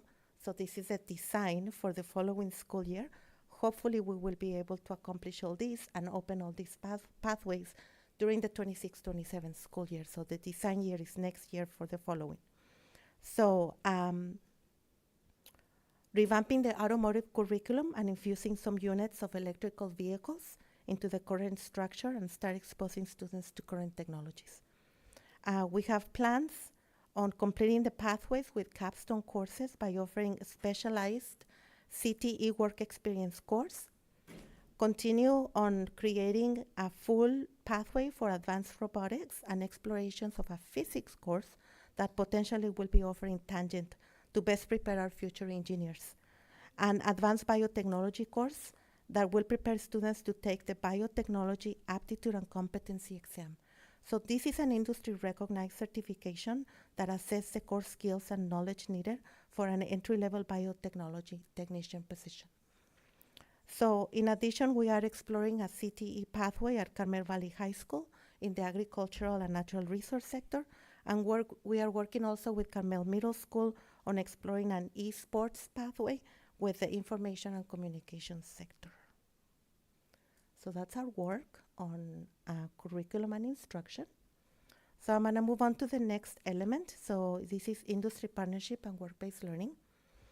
So the slide shows what we call the work-based learning continuum. And our CTE courses are designed to take the students through a journey of career awareness, career exploration, and career preparation on a particular pathway. So during the first year of the course, the students learn about work by activities designed at the school sites, such as career fairs or bringing industry professionals to the classroom. So I am excited to report that all the courses have a strong component on career awareness at Carmel High School. And the work that we have been doing for the past 2 years is to develop the systems and processes to expand career exploration and career preparation opportunities for all our students. So during the current school year, we have piloted a job shadow program and a mentoring program. And in the area of career preparation, we are opened the work experience class, and we have a summer internship opportunity with the Carmel Wastewater District. So the work of the following school year is to reflect on the learning of these pilot programs and infuse the human resources necessary to expand these opportunities to all pathways and more students. So we are establishing strong partnerships across Monterey County. We have an initial partnership with Joby Aviation to support engineering. And we also made contact with Greeny Tech in the Bay Area to support our biotechnology students in the future. So nevertheless, there's a lot of work to be done in this area to create and continue bringing industry to support our pathways and advice on the latest technology in these sectors. So this is the work on this area. So moving on for the evaluation, accountability, and continuous improvement. So this is, there are 2 graphs, and 2 graphs are related to the CTE non-completed participants. So the graph on the right shows the % of students who were not pathway completers. So in other words, students who completed the first course of the pathway only. So the data shows an increase in 2 sectors, as you can see in the screen. So arts, media, and entertainment, and engineering and architecture. So, and a decline of students in the health and transportation sector. But so please note that the high trend means that the students are exiting the pathway and not completing the sequence, right? So the graph to your right shows the percent of students who were non-completers and are part of special populations. So as a reference, Carmel High School has about 11% of students with disabilities, 16% of students with socioeconomic disadvantaged backgrounds, and 2% English learners. So the graph shows that the students with disabilities and students with socioeconomic disadvantaged backgrounds are entering our CTE pathways at a higher rate, but the significant percent in the graph means that the students also are exiting and not completing our pathways. Okay, so in the following graph, these graphs are about pathway completers. So the graph on the right, on the left, shows the percent of students who completed the 2 courses or the 3 courses in a pathway.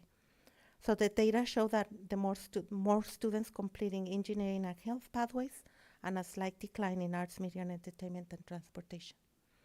So the graph to the right shows the percent of students of special populations who completed a pathway, and we acknowledge that there is work to do to increase support services, to increase the retention rate of students of special populations, so they can be successful in completing the pathway in our programs.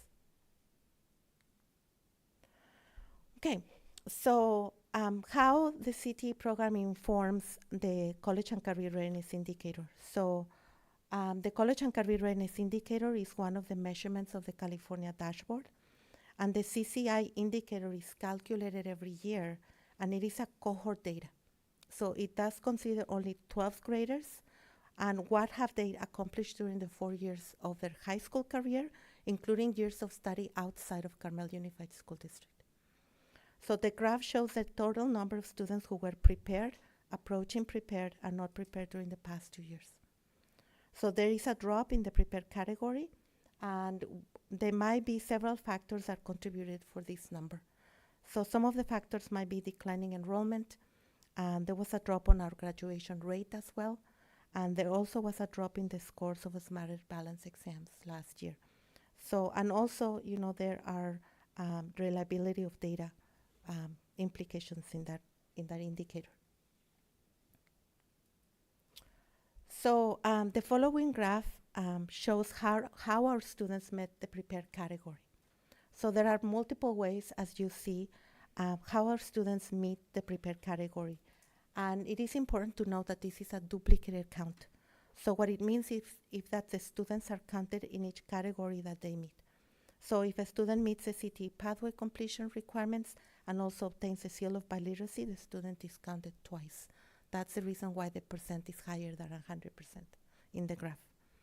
So how does the CTE data inform the CCI indicator? Well, one of the ways, as you could see, that student can be in the prepared category, it is completing a CTE pathway, but there are additional requirements for the students to count in this category. So the students, in addition to completing a pathway, might have a score of a level 3 or higher in one of the Smarter Balance exams, either in math and English, and then a score 2 or higher in the other one. Or completing 1 semester, 2 quarters, or 3 trimesters, or college credit courses outside of the CTE pathway with a grade of C or better, okay? And the college courses can be on CTE pathways or any additional core content area. So as you can see, there is a 15% drop between both years. And once again, the drop might be attributed for not meeting the additional criteria of the Smarter Balance results, or it might be attributed to the error in data reporting during the 22-23 school year with our dual enrollment courses, as you can see in the screen, is 0. So, so we will continue working with other departments to ensure that our data is reliable and valid, so we can validate the work that is being done. Okay, so this is the last element for this presentation, and the element measures how are we responding as a system to the changing economic demands and where are limited resources to support pathway growth. So the strategy has been to secure state funding via different grants to expand and infuse current technologies into our classrooms. So over the past 2 years, we secured 4 college and career access pathways grants to expand dual enrollment opportunities, a Golden State Pathways grant to revamp our engineering pathway with the robotic program, 2 K-12 Strong Workforce grant to expand opportunities and in alternative programs, and we also increase our CTEIG allocation. So I am pleased to report that within the context of the past 2 years, our office reached $1 million in additional state funding during this school year. Thank you. So to recap, I would like to finish with a summary of our goals and growth over the past 2 years.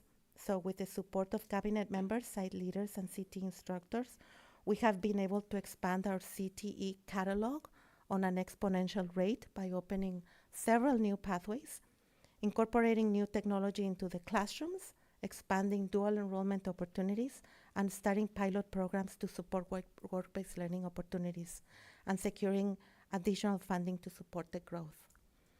With more students joining our newest pathways, the forecast is very positive and the future of the CTE program of Carmel Unified is bright. So the growth of the program is to continue working with all the departments to standardize procedures to increase our reliability and validity of the data, and then so it can truly reflect the work being done, and to increase retention in our capstone courses, to increase pathway completion, and increase participation and retention to ensure success to our special population students. And with that, I welcome any questions or comments that you may have at this time. The board did not receive any requests for public comment, so we can start with board discussion, starting with Rita.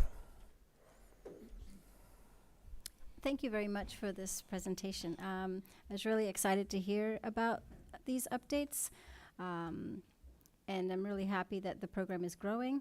And I think it would be awesome if, I'm just throwing this out there as my opinion, not the opinion of the board, but if we could better utilize Carmel Valley High School as like a CTE school, or build something out there and to better support these students. So I only just have a couple quick questions. Of course. During your presentation on page 11, you just talked about non-completers. What does that mean? Do they drop out of the program, or? So let me go back so I can show you graphically what it means. So what it means, let's take, for example, the automotive pathway, right? Mhm. So when a student enrolls in the first course in Automotive 1, if the student decides not to continue to Automotive 2, that's a non-pathway completer. Oh, got it. Uh-huh. Okay. So they complete only one course and then they exit the Yeah. pathway. So that could be due to interest, lack of interest, Mhm. or exploring other options. Yeah, and by no means it means that it's a negative connotation, Yeah. because we totally understand that our students at this age are also in an exploration stage where they may have a drift and interest on a particular pathway one year, explore that, and then drift to another pathway the following year to explore other options. Yeah. And I'll add in that our schedule is primarily comprised of year-long courses and not semester courses, so it's quite a commitment. Okay. Many of these pathways to become a pathway completer are a 2-year commitment, and kids might be interested in exploring multiple pathways that then they're trying to fit into their schedule. So that's not to be overlooked in terms of how we provide access to those courses, and then the competing demands on the student, who has to make some pretty hard decisions sometimes because those are year-long courses. Exactly. Can I just add a follow-up to that? Yeah. I'm sorry. It's a good question, and it was one of my questions I had. But those students that enroll in like the first class and then they don't take the second class, hearing everything we did, are you capturing that data, doing like exit interviews? That's Sorry. non-completers. Why they exit the Yeah, like courses? why they're exiting, or are you capturing that data at all? No, we don't, but we can in the future. Okay. I'm sorry. That's okay. Okay. This is just on page, I guess, 14. What does the college credit 0% mean? I don't know if I think I In missed. the indicator? Yeah, CCI indicator. So, right here. So there are different ways how our students can be in the prepared category for the college and career readiness indicator. So when the students complete 6 or more college courses, 6 or more. they count in the college credit indicator. Okay. So usually our rate is about 60%, but during the 22-23 school year, there was a data error, and we did not report our college credit. Oh, okay. And Okay, the so reason, this, yeah, the so reason, this is a data entry. Okay. right. So, and the reason why it shows until the 23-24 year, it's because the majority of our college students, our college credit students, were juniors in the 22-23 school year. So by the time that they reach senior level, the data error on 22-23 hit on the 23-24 school year because it's a cohort data. Oh, got So it. during the class of Yeah. 23-24. Okay. Okay. That's all my questions. I'm happy to see the glows and grows, and really happy to see that your attention is going to be on the special populations, the increased pathway, and I guess reliable data. So thank you so much. Tonight's presentations have been amazing and really fun to listen to, and talking about students and data, and it's been really nice. Thank you. My pleasure. I have no questions. Same. I echo a lot of those comments. This is great information to see, and to see the emphasis on the areas to grow, but also identifying the place where CTE program is growing and expanding, and increased pathways and increased student and increased access is all, that's all fantastic. That's all indicative of growth. So thank you very much. Thank you. Hi, Dr. Glenn. Hi.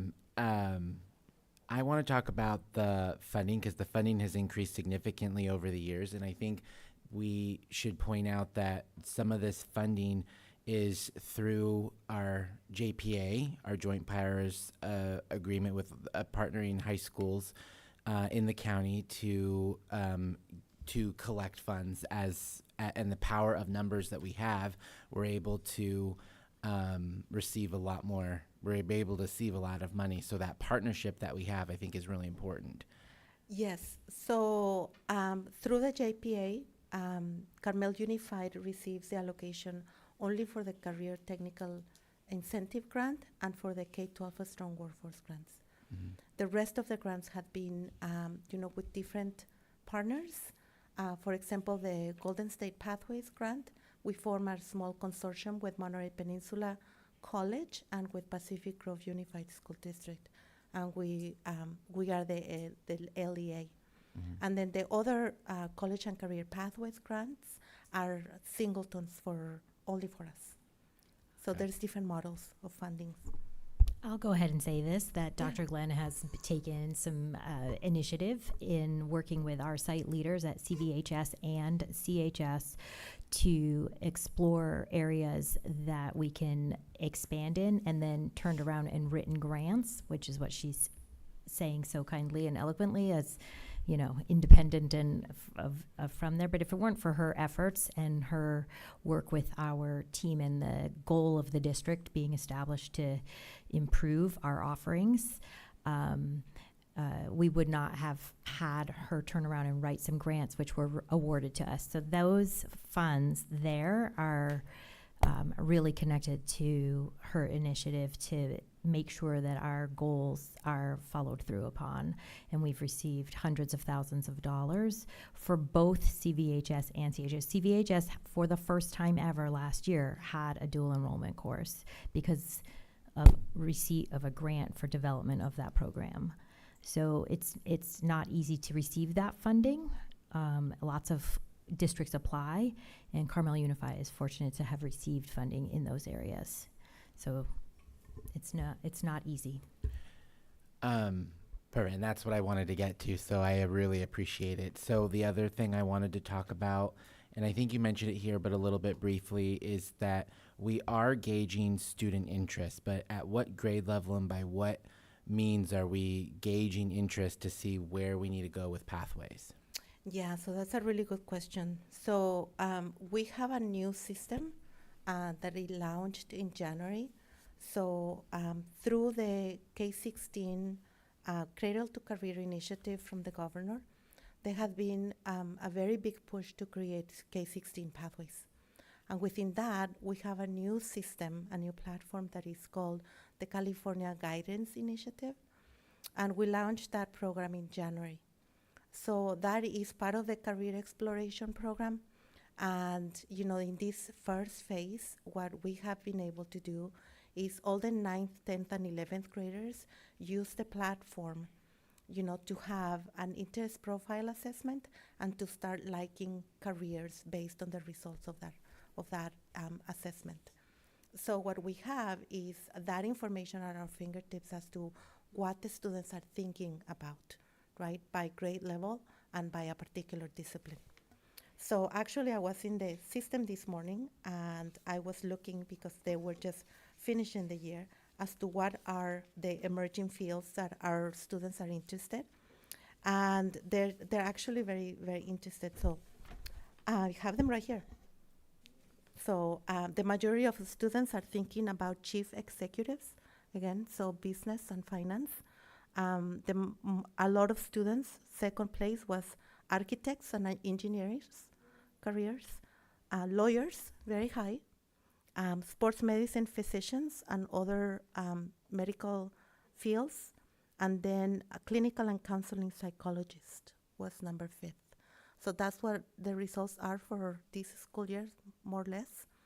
And the number of students who participated on that career assessment is very high. It's about, 400 students in our high school that had participated on that career inventory and assessments. The following school year, we will use the system for our 12th grade students, and also Carmel Middle School will be doing 8th grade. Mhm. So Yeah.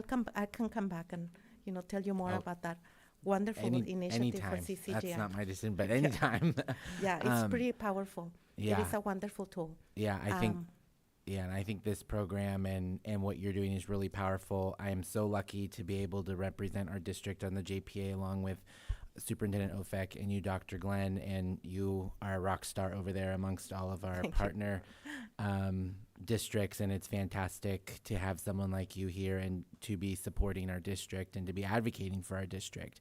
And I want to also recognize, as we did in the dinner last week and at the JPA meeting, that for your award for CT Administrator of the Year for the state of Thank you very California. much. It's fantastic. So thank you very much. Yeah, it is a pleasure to be part of the district. Thank you so much for your support. Thank you for the presentation and congratulations on your recent award. One question I have is these grant dollars, are they one-time funds or are they multi-year grants? If the money goes away, does the program go away? How does the funding work? Yeah. So CTE is an interesting animal when it comes to funding, right?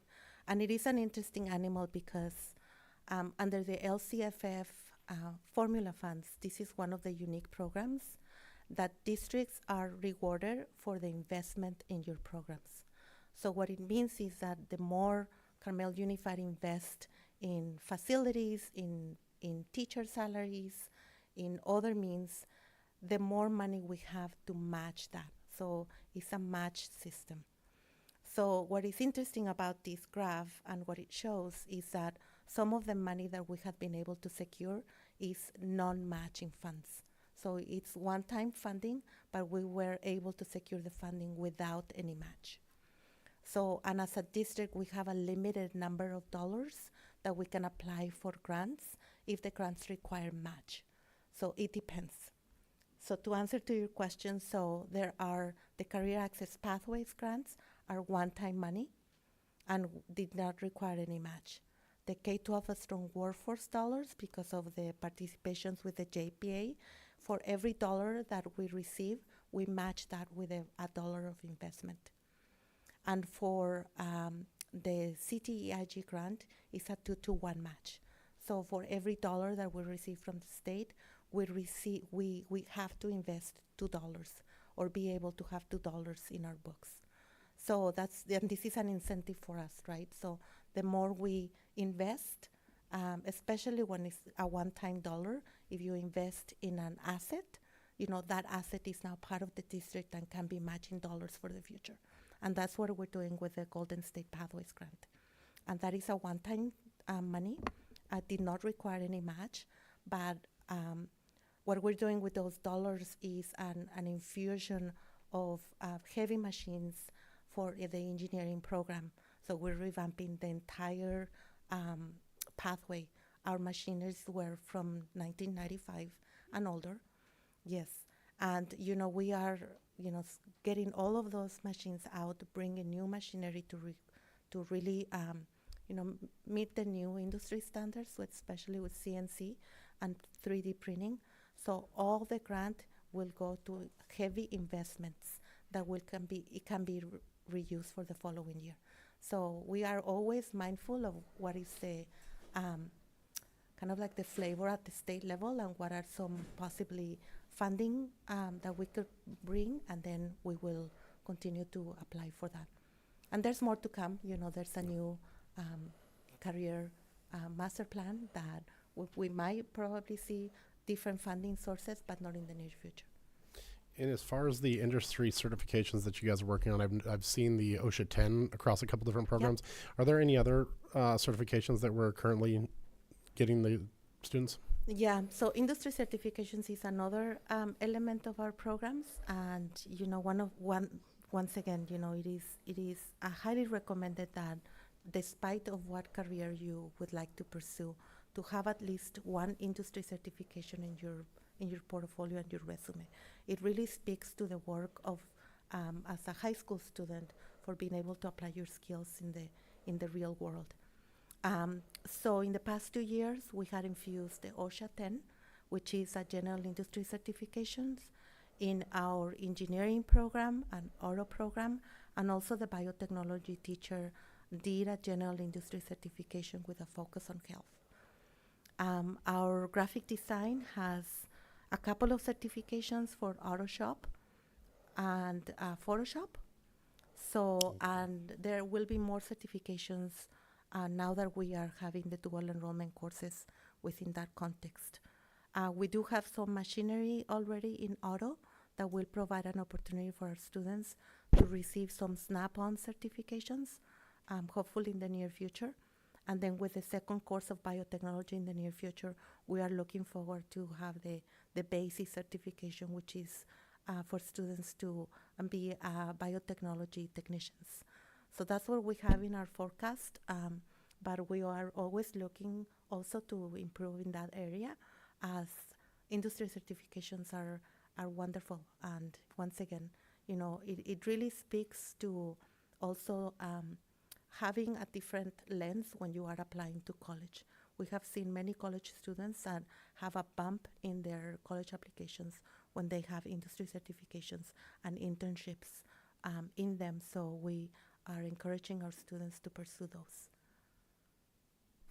Thank you. Yeah. That's all the questions I have. Cullen, do you have anything to add? I don't have any questions. First, I want to say thank you.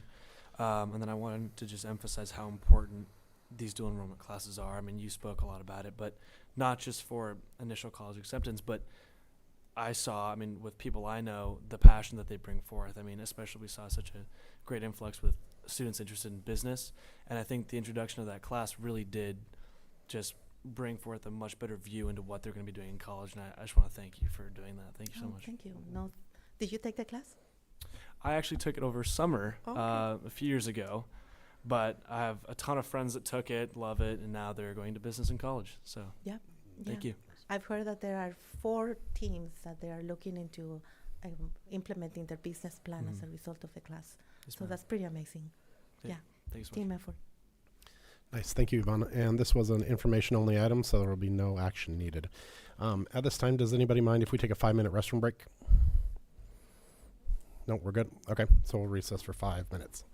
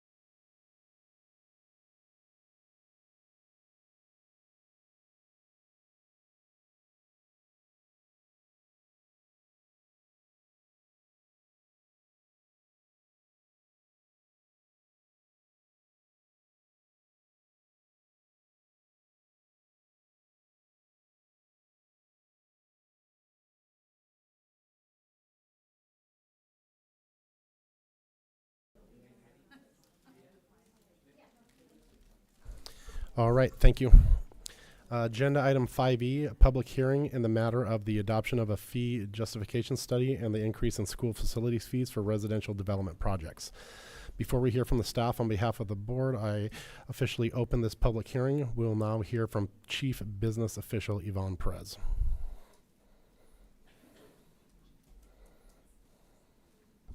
Good evening. Tonight, we're maybe doing this a little bit differently, but I would ask that Mr. Remenzi open the public hearing, take public comment, and close the public hearing, and then we will have a presentation. I'll introduce our consultant that wrote the report and did all the research for it, and that will happen with resolution. Thank you. So the board will now open the public hearing for public comment for item 5E, starting with number 1, FPL. To clarify for those board members who seem to be very confused on what my specific request is for the stadium lights, I am not asking you to revisit the scope of work. I am asking you for an update on cost and schedule. Cost and schedule is your responsibility. Is it millions of dollars over budget? How many? 10, 20? That is directly related to this update, which is the developer study. You are proposing 637% increase in residential fees. So someone who wants to do a brand new house, that's 2,500 square feet, will have an additional almost $10K in fees added to them. This impacts homeowners who are building ADUs, remodels, or any new construction. That directly affects affordable housing in our region. But here's what's most concerning about what you guys are doing. The study does not show any new growth. This new development that is coming in, your own study shows that only 58 students will be coming a result of that. You guys are decreasing in the number of students that you're enrolling. Law says developer fees are only for growth, not deferred maintenance. This is unlawful. Your own study says that these fees will be used towards projects of kitchen upgrades, aging portable replacements, projects long overdue and unrelated to any new development. Your responsibility, again, is cost and schedule. I am asking you to not approve this. You have not been transparent. You have not done any outreach to homeowner associations, no direct communication with builders or realtors, no town halls, and many of the affected residents remain unaware. I am going to be submitting, once again, new legal requirements so that it remains open for those people who are going to be surprised with the big ticket item that they're going to get hit with when they go to do renovations, and they're going to be, what is this about? It's because of you. The responsibility is, where are you spending that money? Show us where you are spending the budget. That is your responsibility. So do not be misleading that is like you do not understand what it is, the specific request. We are asking you to be accountable for the budget and to stay within the budget. Developer fees have to be rooted in need, not as a workaround to fund old projects with new dollars. We have no trust that you actually know what you're doing with the budget, where you're spending it, and being transparent with the dollars and the allocations. We believe that these are new fees that you guys are going to stick small homeowners. There are no fees associated to the big developers. You are hurting the tiny people, especially when we just went through a topic of affordable housing, that you're adding another dollar amount to it. So submission, so any new homeowner that wants to do litigation, I'm submitting you legal claims. Thank you. Is there any other member of the community that would like to speak to this topic before I close? The board will be able to discuss this topic during the next agenda item. I will now officially close this hearing. Agenda item 5F, resolution number 25-09, the adoption of a fee justification study and increase in school facilities fees for residential development projects with Chief Business Official Yvonne Perez. So thank you. Good evening, board members. Tonight, we will hear from our consultant, Mr. Ken Reynolds. He is the president and founder of Schoolworks, who will present the developer fee justification report. You also hear this referred to as a fee justification study, impact fee study, or developer fee study. With over 30 years of experience, Mr. Reynolds has guided more than 350 California school districts in securing the maximum eligible state funding for new construction and modernization through that state program. So each 2-year cycle, he leads the development of developer fee justification studies for over 120 districts. Through Schoolworks, he founded this in 2002, so he has over 23 years doing this work. He's very knowledgeable and experienced, and he and his team have become a trusted partner in facility planning. So as you think about this tonight, I would encourage you to listen to his comments and know that we have done everything legally required to bring this to you and the resolution to you tonight. So there's very prescribed regulations that are associated with this. And so we took extra precaution because, we expect some feedback with this. In my previous district that I worked, I did developer fee studies on my own for over almost 9 years. And so I remember walking into that district, and one of the first things that was handed to me was to prepare a justification report. And I'm like, what the heck is a developer fee? So I had to learn very quickly. I worked with Modesto City Schools at the time because they had a very large department that helped me work through that the first time I had to do it. But this is typically prepared by a consultant because there's a lot of work that goes into it. And so we did publish per the prescribed Government Code Section 6062A, and we have followed all of the legal requirements to bring this question before you and this resolution. And the recommendation is to approve the resolution after you hear the comments from Mr. Reynolds. So with that, I will turn it over. He was double booked tonight.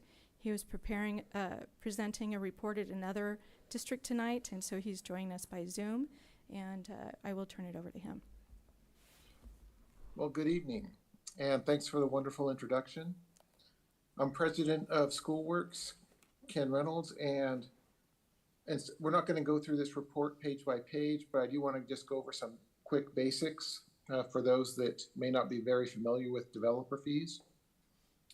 Developer fees are a common source of funding to help pay for school facility projects.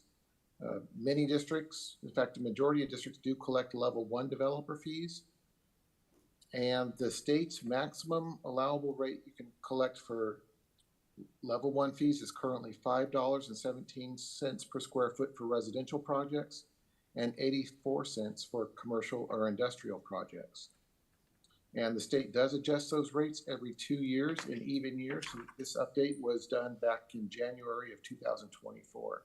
And at that time, we were experiencing some significant inflation. So the 2024 rates increased by 7.84% compared to the 2022 rates. Now, your district currently collects a lot smaller number. And in fact, our study did not justify the full amount of the $5.17. And so we will go over that a little bit later, but I did want to comment on the fact that there are different types of developer fees for schools, or they're referred to as different levels. The level 1, which is this study is based on, is a basic level. We calculate 100% of the costs of the impact of new development. And then those calculations, which we'll discuss in a moment, the end result could be lots of different numbers. Some are less than the state maximum, in which case you're limited to the number you calculate. If your number is, exceeds that $5.17, you're still limited to the $5.17. Then the next one is a level 2 fee.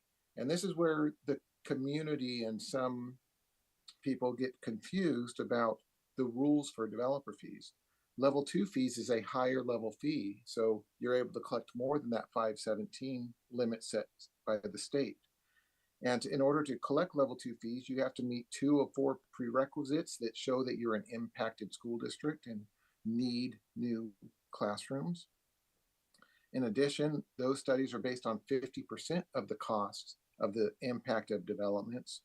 And the impact of developments is limited to what the new development needs in the district are. Whereas in our level 1 study that was focusing on tonight, we look at the needs of both any new construction and modernization to make sure that your existing facilities can continue to provide wonderful education for your students. And then there is a level 3 fee. The level 3 fee is actually based on double the amount of a level 2 fee because it's based on 100% of the cost instead of 50% of the cost. It follows the same rules as a level 2, and you can only collect level 3 fees if the state declares it is out of funding in the state building program. And so that's happened, I think, only once in our state history. So it's a very rare occasion. So next, I want to talk about the reasons for doing a level 1 study. As you are probably aware, you haven't adjusted your rates in many years. And most districts adjust them every 2 years or 4 years so they can keep up to date with collecting enough funds to fund facility projects. And again, the increases that the state allows are based on the inflation costs of facility projects. In our study, we do use your local student yield rate to determine what the impact of developments and how many students we anticipate from each home. We look at how many homes are likely to be built each year over a 5-year period. For your district, that came out to about 50 homes per year. Some of the major items impacting how much you're allowed to collect is one, the average square footage of those new homes. And so when we looked at the average size home being built, again, this is just an average, you can get a lot of variance in individual projects, was 2,247. And our average yield rate for the new housing units is 0.229 students. So that covers all grades, TK through 12. And so again, it's a relatively low yield rate compared to statewide numbers. And your average housing size is a bit larger than the average district in California. So because of those two factors, right, we only justified the $3.78 per square foot. And that is 73% of the $5.17 maximum that the state currently allows. And so, yeah, even though it is a significant increase for your district, it's because you were collecting much less than you could have in the previous years, and you're still going to be quite a bit lower than the majority of the districts in the state and in your county. So next, we want to talk about the allowed uses of level 1 developer fees. Obviously, you can use it to build new schools. You can use it to add to your existing schools. You can use it if you need to bring in portables. But the key projects that you'll be focusing on are likely to be modernization projects so that you can extend the useful life of your existing schools. You can use it for the planning costs. So as you hire architects to design projects, that is also an allowable cost. Now, the level 1 developer fees in our study only justified the residential and not the commercial fee, since we're projecting you have a need of about $420,000 per year based on the impacts of the students generated from development. We were able to show that that could be collected just through residential. If the collections came up short, then we also would be allowed to charge industrial and commercial fees. Now, these fees are only charged for new construction, the addition of square feet to residences. So if you're renovating your kitchen at home, right, you don't pay developer fees. You have to add more than 500 square feet to an existing home before you're required to pay school fees. And of course, all new housing units are also going to be paying the fees. So that would, again, we're projecting that could generate around $420,000 per year based on the proposed maximum rate the district is entitled to. And there is a timeline for implementation. If the school board approves this study tonight, the new fees do not go into effect until after 60 days. So that would put it about July 13th in the middle of summer when the higher fee would take effect. And then a level 1 developer fee does not have an expiration date, but the attorneys usually recommend that they're updated at least every 5 years. So if you want to go on a 2-year cycle or a 4-year cycle or a 6-year cycle, those would be the best recommendations so that the assumptions and the data within the report do not get so old that they no longer represent your actual situation in your district. And so that's the highlights of our study. And I would love to be able to answer any questions you may have. The board, did we receive requests for public comment on this one? No. Since there was no request for public comments, we can open up for board discussion with Rita. Okay. So initially, when I learned about the developer fee, I didn't really know too much about it. So there was a lot of, I guess, studying and research that I had to do. And then also, I did do community outreach myself. I talked to some realtors, some residents, and also some contractors. And so, for me, the feedback I received from the community was our budget. We have a huge budget for our students. We spend, I don't know, $20,000, $30,000 per student. And so a lot of the community members were wondering why we would need to do this with such a healthy budget.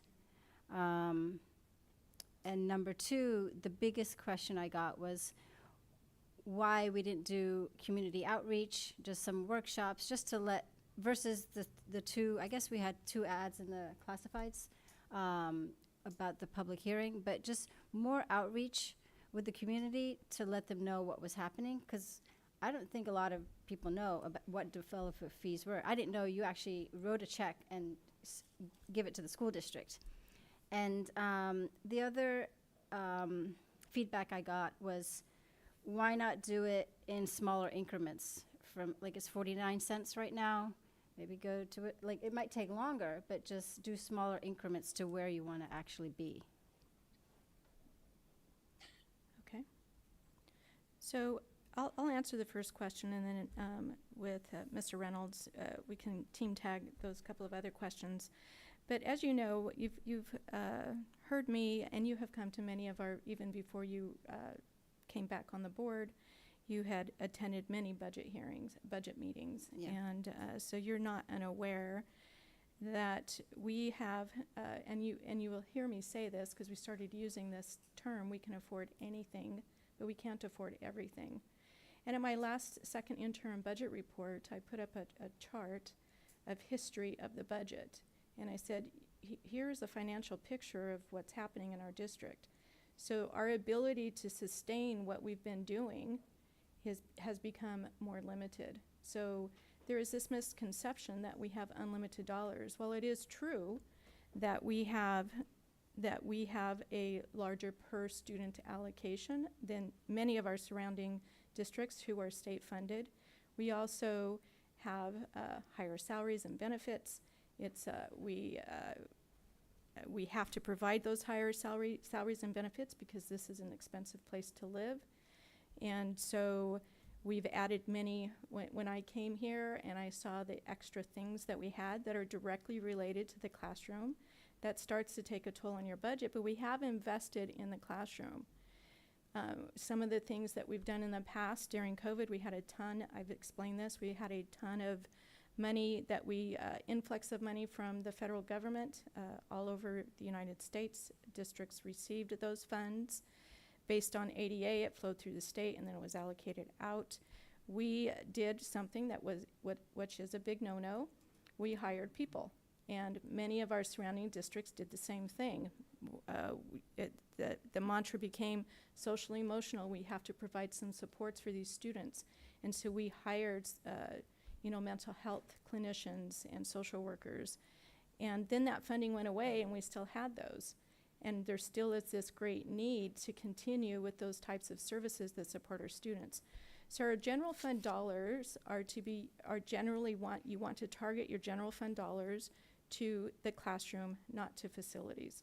And so in a little bit of a long explanation, that is why you have things like developer fees, because your general fund dollars should go to support the classroom and all of those supports that go with it, which includes administration. You have to have administration. And other funding should help support facilities. And so developer fees is one of the things that is allowed under the regulations to be charged, and a level 1 developer fee can be used for other things than just brand new building. And so the report that is presented and that's included in this agenda item describes some of those things that would be used, but we've also have a facility master plan that has so many more needs in there than we can possibly fund, even with a bond. And so it goes to help, any sort of funding goes to help us upkeep our facilities so that our students, particularly, and our staff, secondly, in my opinion, have a really good learning environment, including new students that would be generated by new facilities. The idea is to keep those facilities up with the level 1 developer fees so that students have a good learning environment and a healthy learning environment. So then you also asked, why not community outreach? So it's usually, these level 1 developer fees are these studies. We haven't done it in a long time, as you heard, for a very long time, and so we were way behind. But generally, these are almost, no discussion. You do the study, you present it to your board, and it's just a slam dunk. And that's that is what typically happens.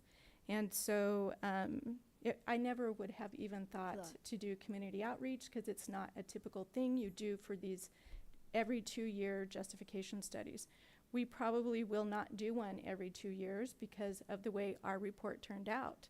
And so we can, like Mr. Reynolds mentioned, you don't have to do it every 2 years. You just can't increase your fees if you don't do a new study. And so you're limited with that in that respect. And then why not smaller increments? Because we haven't raised our rates in over 20 years. We felt like it was, and it's still below the state required rate. It just made sense to go ahead and increase the fees within the amounts that the justification study showed that we could do. Mr. Reynolds, do you have anything to add to that? Not much. You did a wonderful job covering that. Like I said, the developer fees do go into a fund that can only be used for facility projects. So that it does help protect the general fund and all of its many requirements and needs. The only other comment was, you can choose to collect less than you're entitled to. So even though the study justifies a particular rate, if you want to collect less than that, that is allowable, but you just can't exceed the amount that's justified. Yeah, and I would add to that comment that we could choose to do that, but why would we? When there are such great facility needs that our facility master plan that was completed in 2019 and has been delayed for many years, we can blame COVID on that, but we are going to be moving forward.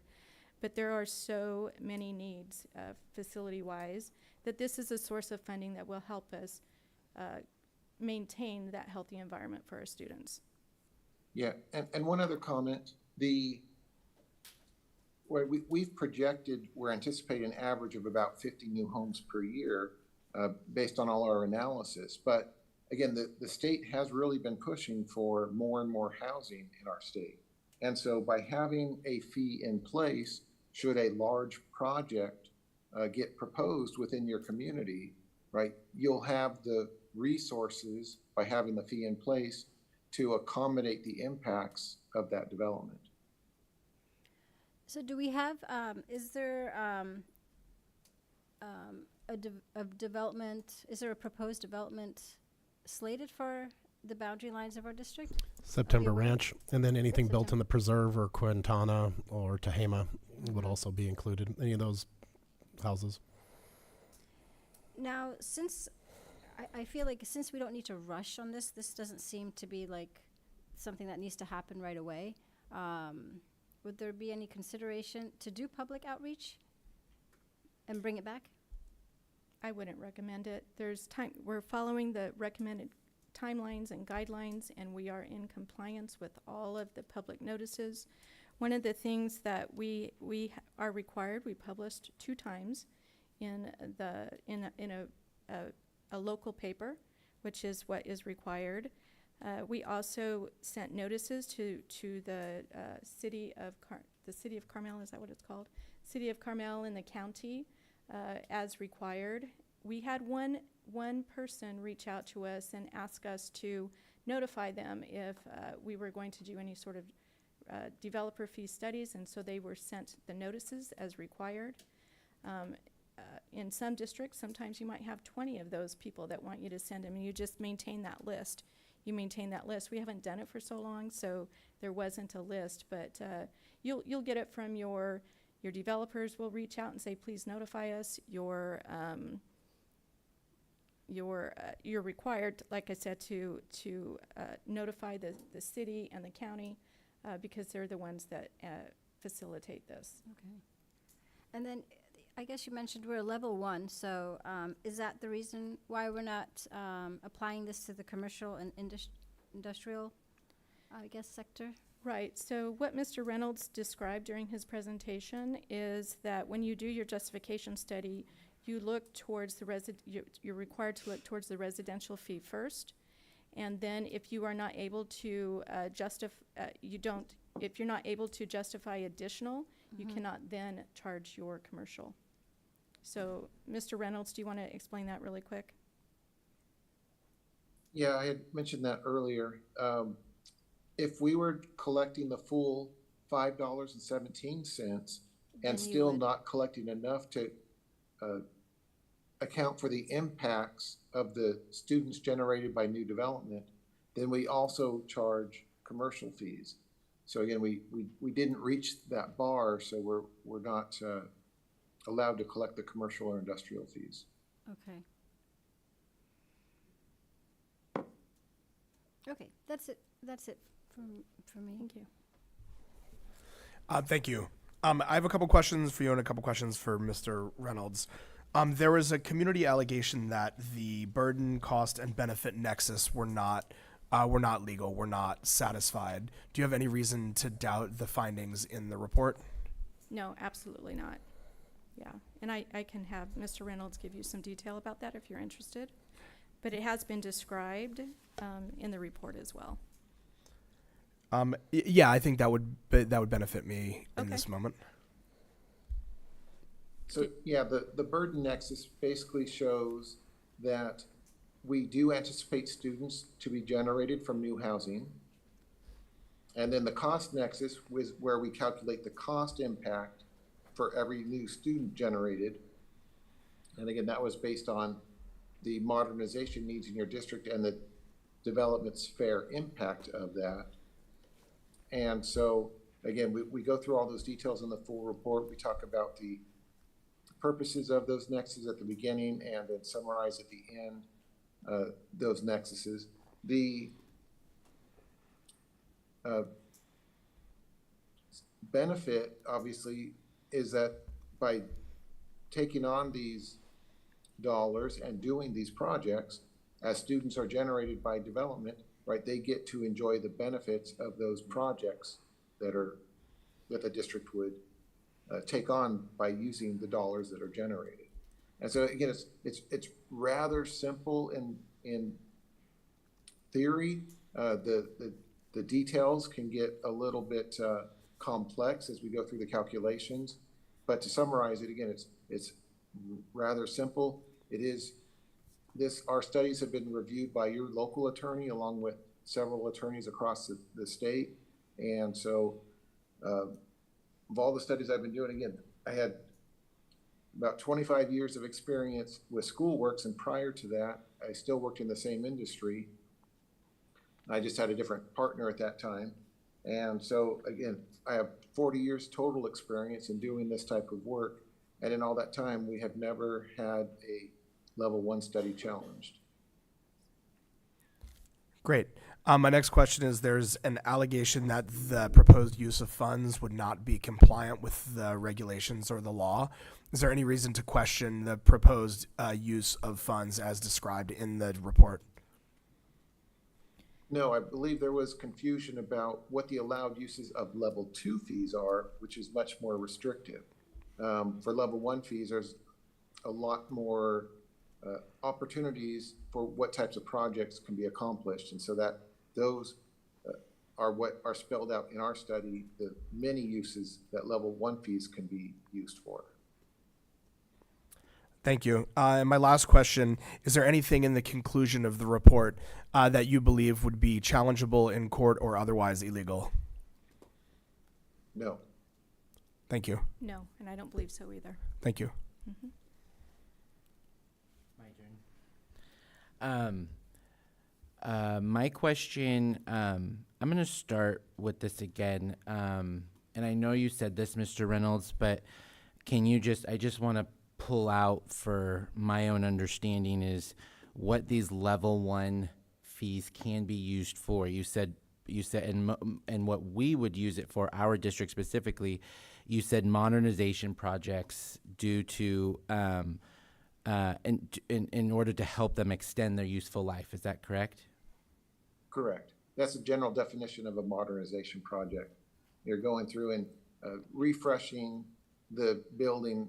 It said it can get confused with deferred maintenance because, right, every 25 to 30 years when you're doing a modernization project, right, you're going to do the floors, you're going to do the walls, you're going to take care of any roof issues. You might be replacing your HVAC units. And so all those items individually might sound like they're deferred maintenance, but when you do all that work at the same time, it raises to the level of a modernization project. And my other question is, parts of our community have been affected by natural disaster as well as fire, and there is rebuilding that is happening on existing footprints. Does this fee apply to reconstruction on existing footprints? No, in fact, there's a special exemption for any damage due to natural disaster, especially like fires. If you're rebuilding, you're not subject to the impact fees. Thank you. And is there any exemptions, Mr. Reynolds, for any affordable housing that is built in the area? There's not particular exemptions for affordable housing. There is a new bill, Senate Bill 937, that allows certain types of projects to pay their fees when they occupy the building instead of when they pull the permit. And so that gives them some flexibility in their funding cycles, but most of the time those projects are not exempt. So the only thing that's really exempt is the senior housing. Okay. My other question is that, it's not a question, I guess it's a statement, but I, as somebody who when this discussion came up, when it was agendized, I did go out and I did find some, I did try to do my homework and find some information. I asked members, I had conversations with people in the construction trade. I also had conversations with realtors. I got the same question that Trustee Patel received as well, and that is, well, what are you going to use the money for? And after I explained how this directly impacts students, the level of service to students, and the modernization and the overextension and the life use of some of our facilities, they were very in favor of this proposal. They were also very curious why we've not done this earlier. Also, to a lot of my realtor, a lot of my realtor friends also reminded me that there is no better investment as a property owner than in your local school district into students. That is a factor that drives housing value and property value. And I think it's important that we recognize that the school district is important to, is one of the factors that contributes to a strong housing market here and property values, which is good, bad, or indifferent, or however you want to look at that. The other thing too is, you know, I didn't want to look at this because this is a significant increase. I didn't want to treat this as cavalier, and so a lot of my conversations were around, you know, what are the barriers to are those barriers to entry for our community, and things like that. But I was then taken in my research to surrounding districts in our area, which some of our neighboring districts have a higher development fee than we do. And so this is a lower fee than some of our neighboring districts. So if people want to come build houses in Carmel, we have a lower development fee, but it's very hard to build here. So, but this is not something that I found in my research and in talking with people. This is not something that I found challenging. People were very excited that if we can do this, this is directly supporting students.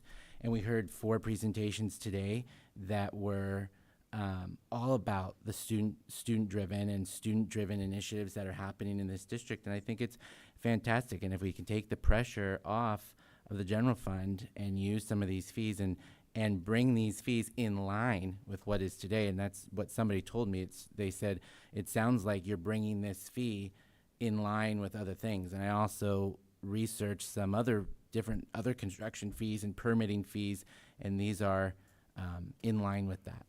And but again, it's not something to treat cavalier, and I did not want to do that. I didn't want to be cavalier about it, but I wanted to do some research in my homework, and I just think that based on our neighboring area, based on investment in ownership, investment in property ownership and into your school district, the level of service for students that this can support, I think it's important. So that was just a statement, but thank you, Yvonne. Thank you. Thank you for doing that research as well. It's good to know. Thanks, Yvonne. I agree with a lot of Jake's statements, and like he mentioned, that surrounding districts are already collecting this fee at a higher rate than us. Like MPUSD is getting these funds from everything that's being built in Marina, and the old Fort Ord part of Seaside is all collected and going to MPUSD. Right. The other perspective is just the percentage of what it is to the total cost to build. I think it's around 300 to 500 per square foot to build around here. So we're talking about 1 percentage point. So the permit fees, I think, are going to be higher than how we're impacting the construction costs. Sorry, I have one more question. Mr. Reynolds mentioned that there's a 60-day period. Is the district required to do anything in that 60-day period? No. We just cannot implement the fee within that 60-day period, but there is a reason for that. All right, that's all I have. Cullen, do you have any questions or comments?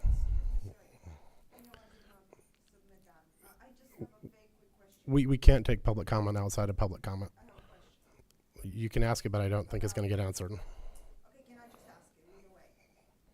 So, because I'm not against it or in any factual way, but I'm curious about what has increased or what has contributed to increased spending outside of the programs that we need, obviously academic programs or development programs, staff development programs or facilities. Is there anything different about our spending that can be funded by this? That's all. Again, staff doesn't have to answer the questions from the public. I just wanted to mention it for the record. Thank you. If there's no other questions or comments from the board, can I receive a motion? I move to adopt resolution number 25-09, adoption of a fee justification study and the increase in school facilities fees for residential development projects as presented. Second? Board President Jason Remenzi. Yes. Board Clerk Jake Odello. Yes. Board Member Matt Glazer. Yes. Board Member Rita Patel. I want to preface my vote before I pose my vote. I'm not necessarily against the developer fee, but I would have liked more community engagement and smaller increments of increases over a longer period of time. So at this time, I'm going to vote no. Thank you. Thank you, Yvonne. Thank you. Agenda item 5G, tentative agreements between the Association of Carmel Teachers, ACT, and the Carmel Unified School District regarding Article 3 and 12 with Chief Human Resource Officer Craig Chavez.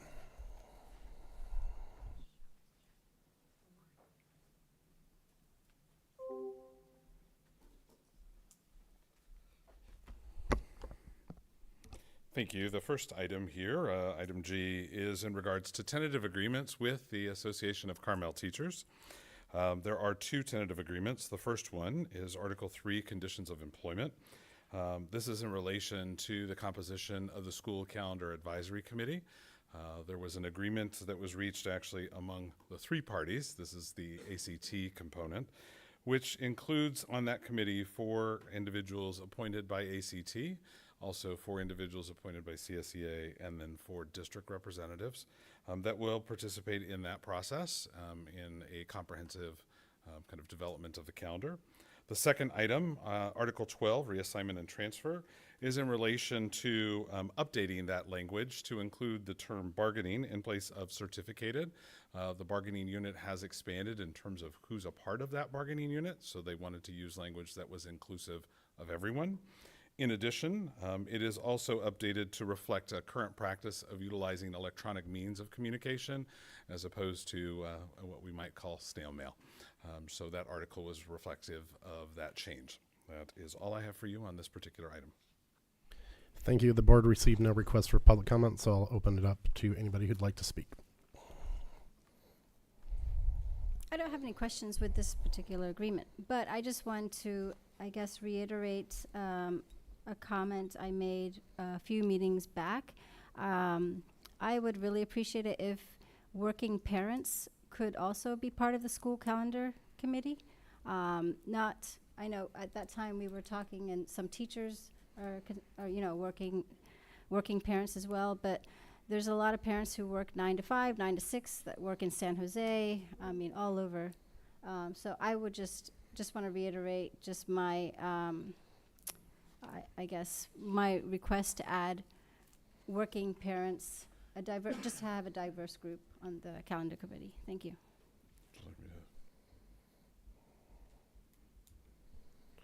I move to approve the tentative agreements between ACT and CUSD regarding Articles 3 and 12 as presented. A second.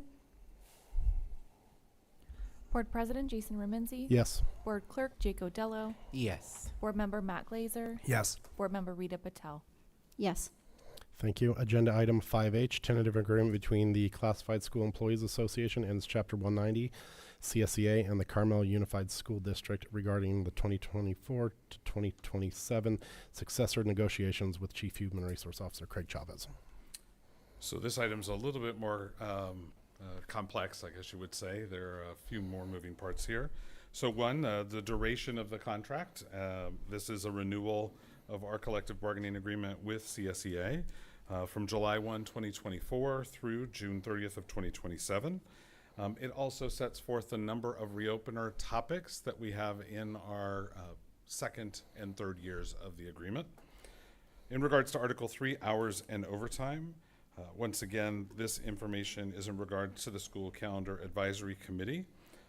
Once again, outlining the number of participants, so an alignment of the 3 groups in regards to that calendar committee. I would also like to note that there is information that was added in terms of that language as a part of both contracts, which is the last bullet about the responsibilities of the committee. And that information says to present calendar options to the constituent groups and share their feedback with the committee prior to finalizing the recommendation. So I believe it accounts for the concerns that were raised. That was the committee saying that their work is not done in isolation. In addition, Salary and wages, Article 4. This is just going back to a practice that's been in place with regards to cell phones. There are certain individuals that utilize cell phones as a part of their day-to-day district functions and have received cell phone stipends, but this actually codifies it in contract language where it should be. Finally, grievance procedures. The grievance article, although not often used, does include 2 new steps. One is mediation. It is a commitment of the parties to stop before we move to binding arbitration to see if we can continue to work out our differences locally. And if we are not able to, it does include the step of binding arbitration, which is also mirrored in the contract for our teachers association. So this is brought to you as the first of 2 what we would call large tentative agreements as it relates to CSEA. Thank you. The board did not receive any requests for public comment, so I'm going to open it up for board discussion for anybody who would like to speak. So, can I, sorry, you want to go first? Okay. I will just say, can you say again, Craig, because I missed it, the calendar committee is collecting this committee formation is agreed upon by the 2 unions in terms of the makeup of the committee? Correct. Right? So if, but they are working to get outside feedback? Yeah, so that article, so 2 things. One is there is a requirement on the part of the district to engage in negotiations around conditions of employment with our employee groups. One of those conditions are their working calendars. So this committee is critical. Some of those working calendars are specifically the student school days, and those are the only days that some of our employees are working. So this is a requirement in terms of our work with our associations. The group collectively did take a look specifically at the responsibilities of the committee and the language that was changed. This is all new language in the CSEA contract. It has not existed here before. The discussion was if we're going to have it in one group, we need to have it in the other. And as a result, we did review those responsibilities, and some were modified or adjusted.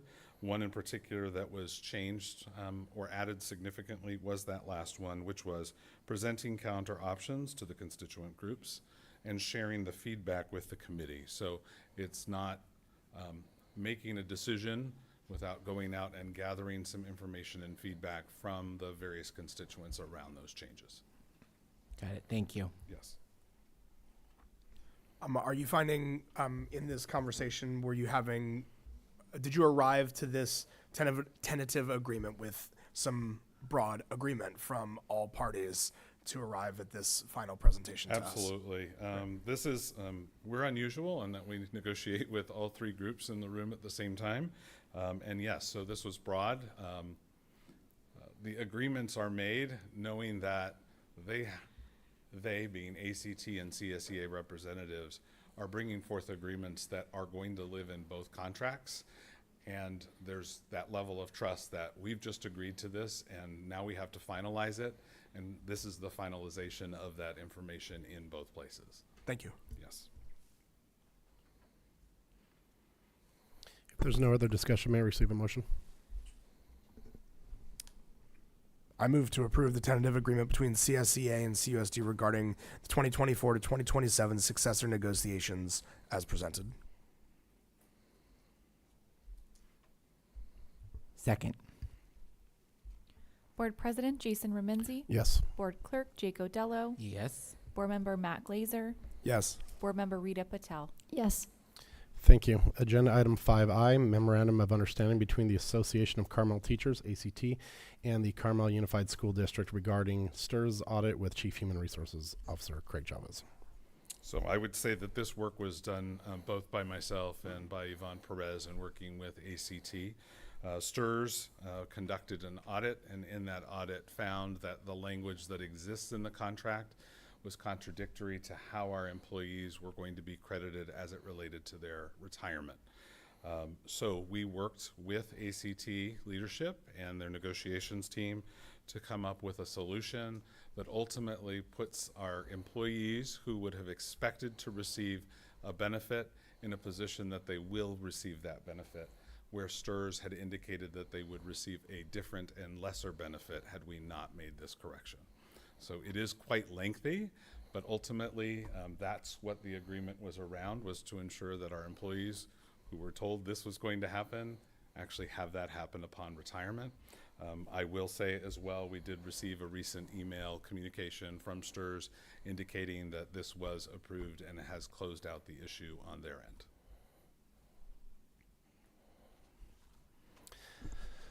The board received no requests for public comment. I will open up for board discussion with anybody who'd like to start. So this was a little confusing for me. So if anyone was affected by this, were they, I guess, was the error fixed, or how was this handled? So there wasn't necessarily an error per se. Okay. And so what it was is there was contract language around three types of employees: our high school counselors, our middle school counselors, and our certificated nurse, that have work years that are longer than our other staff members in the unit. However, the language in the contract says may, and so STRS looked at that and said, because it's not required, we won't include it in their calculation for their retirement benefits. And so they all worked those days for as many years as we could go back and look at. And so this was an incongruity in terms of the language and kind of what STRS looked at. If there's no other questions and comments, may I receive a motion? I move to approve the MOU between ACT and CUSD regarding the STRS audit as presented. Second. Board President Jason Remenzi. Yes. Board Clerk Jake Odello. Yes. Board Member Matt Glazer. Yes. Board Member Rita Patel. Yes. Thank you. Agenda item 5J, approval of staff device refresh via multiple purchasing vehicles with Senior Director of Information Technology, Manny Carrera. Good evening, board members. Thank you for the opportunity to present today. This item is to ask for approval to purchase new staff devices. The proposed refresh that we're recommending is based on support ticket data that we've collected over the past 5 years, survey data that we collected from staff directly, and our commitment to providing reliable and secure tools that support instruction and district operations. The laptops currently in use by teachers were purchased in 2020 and at the onset of the pandemic. These devices were expected to last 5 years, and we've reached the end of their expected life cycle. Over the past 2 years, our ticketing system has shown an increase in tickets related to battery failure and lagging performance during instructional time. To better understand the scope of the issues that teachers were facing, we conducted a survey. 61% of teachers reported battery issues on either a daily or weekly basis. 44% of teachers reported slow performance impacting instruction on a daily or weekly basis. In response, we are recommending a job-aligned device refresh. Teachers and other classified staff will receive the Microsoft Surface Laptop 7, which features Intel's newest processors. These efficient chips provide up to 14 hours of battery life, and they don't sacrifice performance. They're the latest and greatest offering from Intel. Clerical and office staff will continue to receive the Dell Optiplex desktops. These reliable, cost-effective devices are for staff that don't require mobility as part of their job functions. And select staff who require a Mac operating system to do their day-to-day work will receive MacBooks. If a teacher or staff member has a MacBook now, we will replace that MacBook. We won't give them the Windows Surface laptop. With global supply chains already strained and the potential for tariffs or threats of tariffs, acting now ensures that updated devices will be ready for teachers early in the next school year.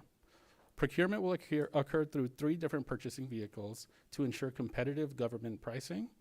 I respectfully ask that you approve this purchase, and I'd be happy to take any questions that you may have. The board did not receive any requests for public comments. We can then open up for board discussion. If anybody has any questions, it doesn't look like it. If nobody has any questions or comments, may I please receive a motion?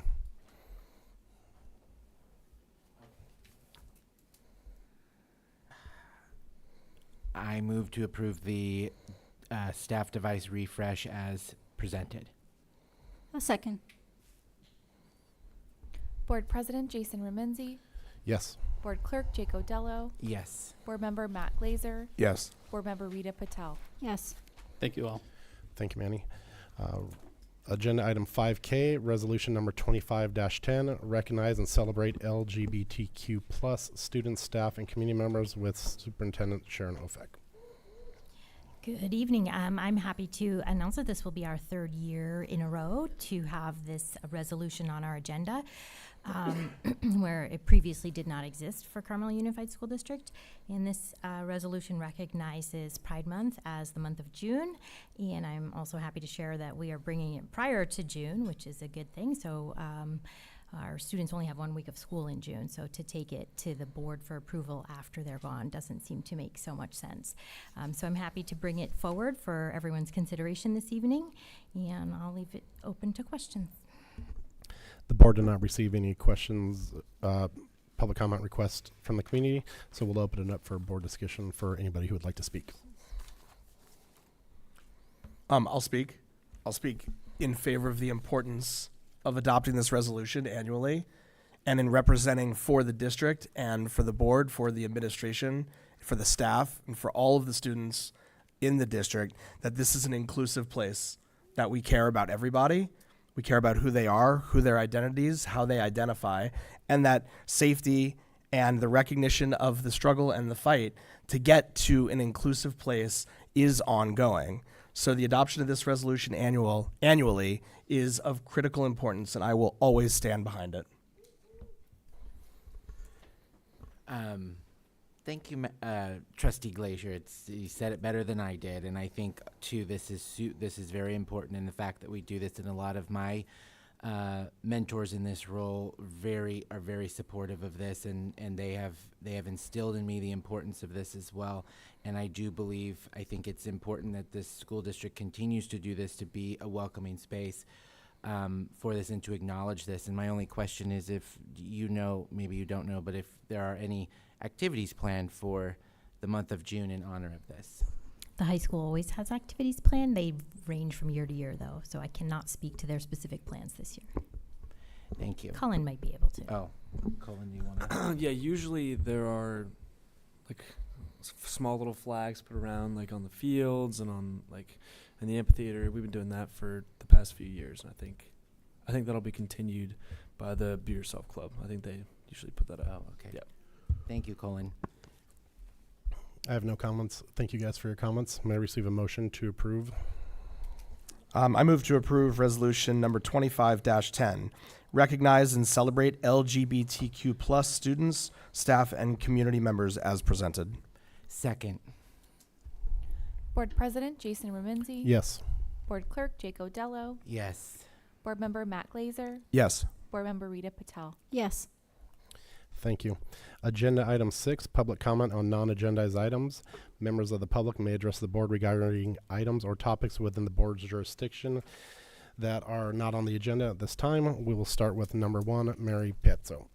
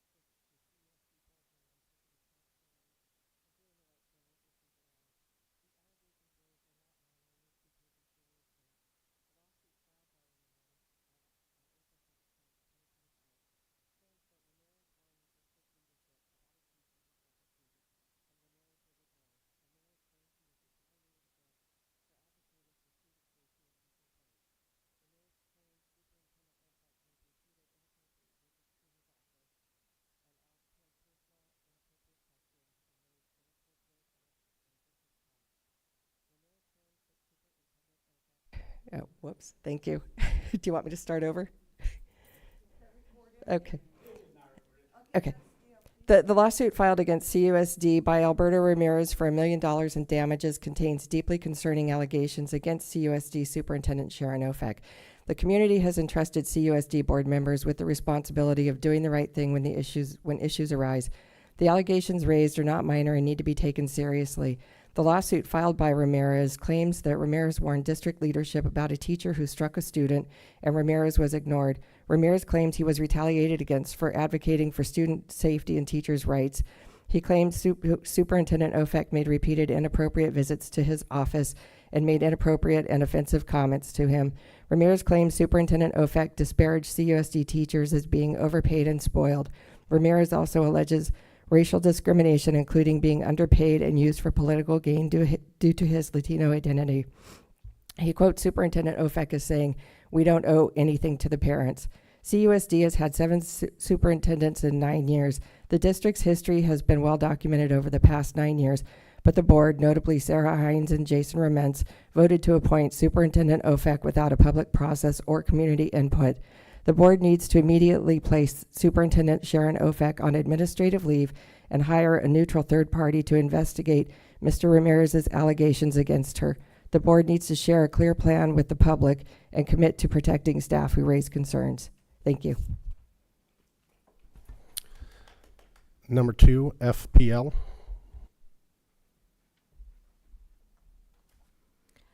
My final comments tonight are focused on the $1 million civil rights lawsuit filed by former River School principal Alberto Ramirez. The complaint includes claims of retaliation, racial and sexual harassment, and student safety. It names Superintendent Sharon Ofek directly. Even if the Ramirez complaints were entirely false, which no one here is positioned to judge today, the board still has a process and a governance to act. When allegations of this magnitude are made against a superintendent this big, policy demands that Sharon be put on leave and an independent external third-party investigation is conducted. As a reminder, Sharon was appointed superintendent 4-1 in a closed session without a formal recruitment process despite public outcry and concerns raised by staff in their public comments. That's well documented in former school board sessions. Both Sharon and Sarah are the only 2 current school board members who supported the vote at the time. It's concerning that these types of complaints are not isolated incidents. Under Sharon's leadership, serious issues continue to reveal that systemic failure at CUSD has not been rectified. It includes that we have not heard anything about the anti-Semitic harassment where the U.S. Department of Education has found Carmel High School guilty. There has been no updates in moving that forward. 2 female custodians that filed lawsuits alleging sexual harassment. We do not know where that settlement is. We think it's $200,000. You guys have not updated us. So again, legal fees and lawsuits. The agenda for tonight's closed session lists at least 3 more pending legal cases, and that doesn't even include the ones that are still active. This is all still part of this is your watch. Also within the Ramirez complaint, Mrs. Ofek is quoted as saying, "We don't know anything to parents," and referring to teachers as overpaid and spoiled.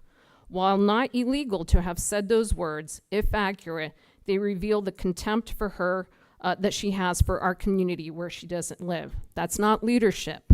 That's just poor judgment. I respectfully ask the board to place her on administrative leave pending an external investigation, review her compliance with the Federal Office for Civil Rights Agreement, and rebuild internal oversight to prevent further harm to students and staff. You guys can't afford another lawsuit. You can't afford another settlement payout. And students cannot afford another leadership failure.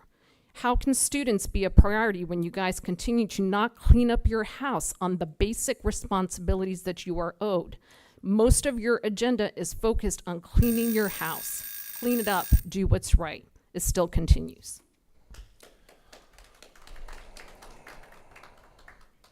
Number 3, Bobby.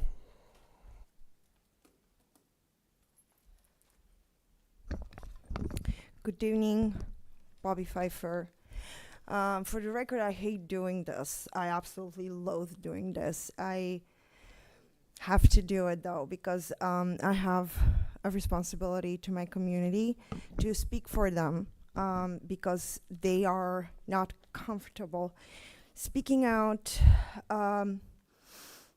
because they don't trust you guys. I would like to ask the board tonight to follow due process and put the superintendent on leave and conduct an independent investigation into her performance and conduct in light of active and pending litigation naming Sharon Ofek in alleged discriminatory incidents.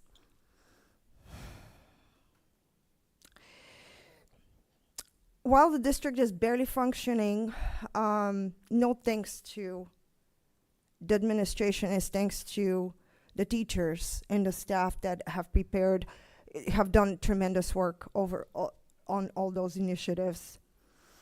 We lose sight of what's important, which is the students. Nobody's asking what the students want, except, of course, when it comes to certain specific questions, like what do you want to do after school?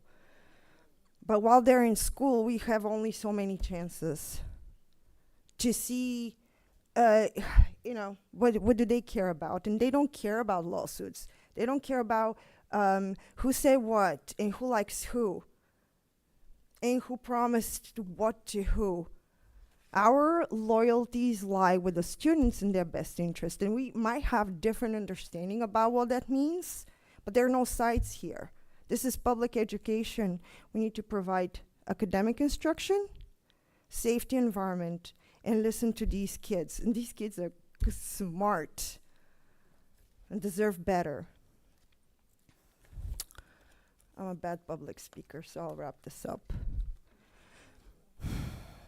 I've been to so many of those meetings, and I really, really feel like I've been played.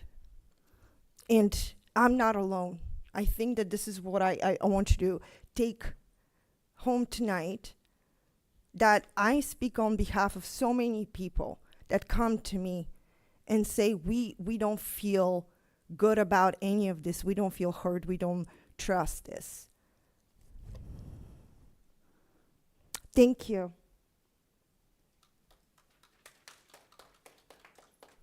Number 4, Evelyn Dinser.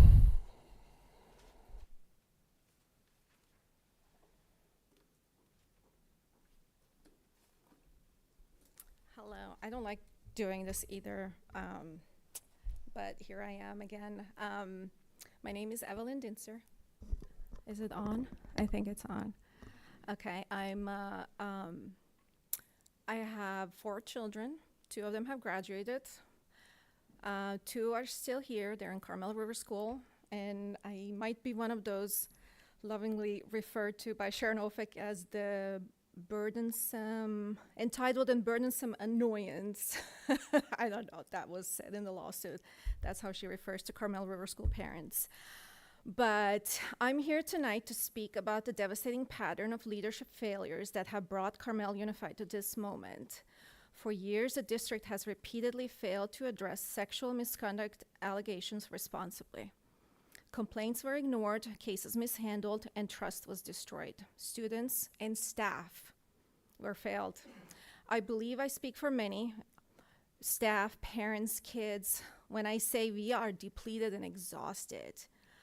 Just when we think this district cannot sink any lower, something worse happens, and we are left unheard and with nowhere to turn.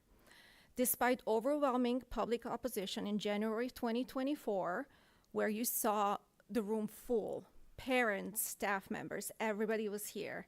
2 board members, Sarah Hines and Jason, appointed Sharon Ofek as superintendent.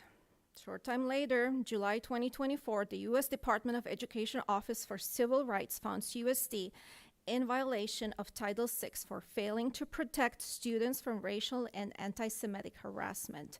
After being re-elected in November 2024, Mr. Rimensi openly stated that his role would be to watch the district from a high level and not get into the weeds so Ofek could do her job. That hands-off approach has only allowed dysfunction, lawsuits, instability, and public outrage to flourish. The district now faces $1 million lawsuit from former River School principal Dr. Alberto Ramirez, alleging, maybe not doctor, I don't know, alleging discrimination and retaliation under OFEC's leadership. And as far as I can tell, there are 3 more lawsuits in the pipeline, as I can see from the agenda. Meanwhile, despite years of staff and community complaints and repeated mentions in lawsuits, the head of human resources remains firmly in place, shielded from accountability. In November 2024, some newly elected board members publicly celebrated moving forward and creating unity, with no mention of the investigations, lawsuits, or deep community distrust already well known.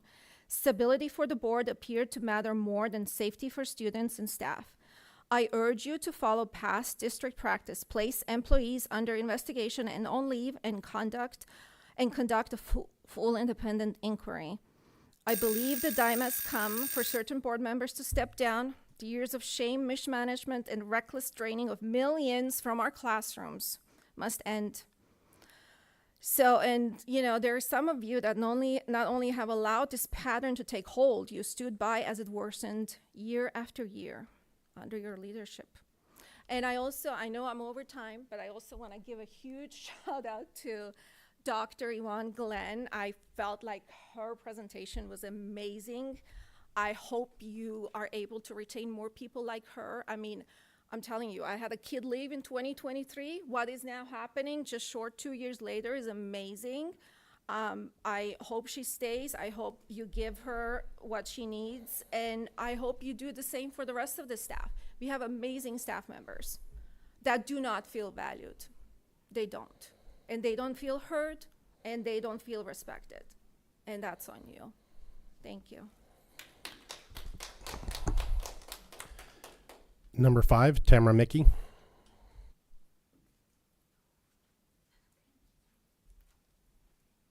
Hi, my name is Tamara Mickey, and I'm here today because I have a former student who just graduated last year. He actually held the same position as Cullen, and I was very active in the school, and I've been watching what's been going on this past year. And rather than sitting home on my sofa and watching this on the Zoom, I came in because I am so disheartened to hear about what's been going on, and particularly with the $1 million lawsuit that we now have. I want to echo what my fellow stakeholders here in the room have said. And I want to ask that the board please look at these allegations seriously. And it's not for me to judge, and it's not for you to judge. It's not for me to support, and it's not for you to support. We need to have an outside investigator look at these allegations, and we need to put Sharon on leave at this point. You're in a position as trustees of this district, and that's everybody. That's the students, that's the teachers, that's the staff, parents, and these charges need to be looked at. And we can't put ourselves in a position of being vulnerable to these lawsuits any longer. We need to do the right thing. And this is a difficult decision, but it's a decision that needs to be made. So I respectfully ask that you put Sharon on leave while these charges are being investigated by an outside external source. Thank you. Number 6, Mary Rice.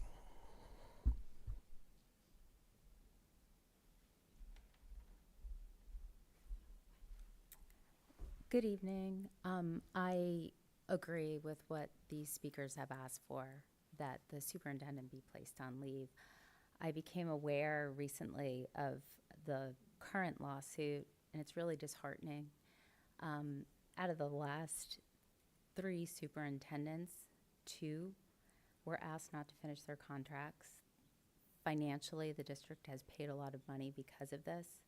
The last 3 Carmel High School principals, 2 were asked to step down involuntarily. I was also here last January, and I came just to learn about the acting superintendent being asked to stay and perhaps not doing a search. And I was astonished to see Mr. Dooner here and Linda here, and then all the teachers that were allegedly misguided with respect to their maternity leave.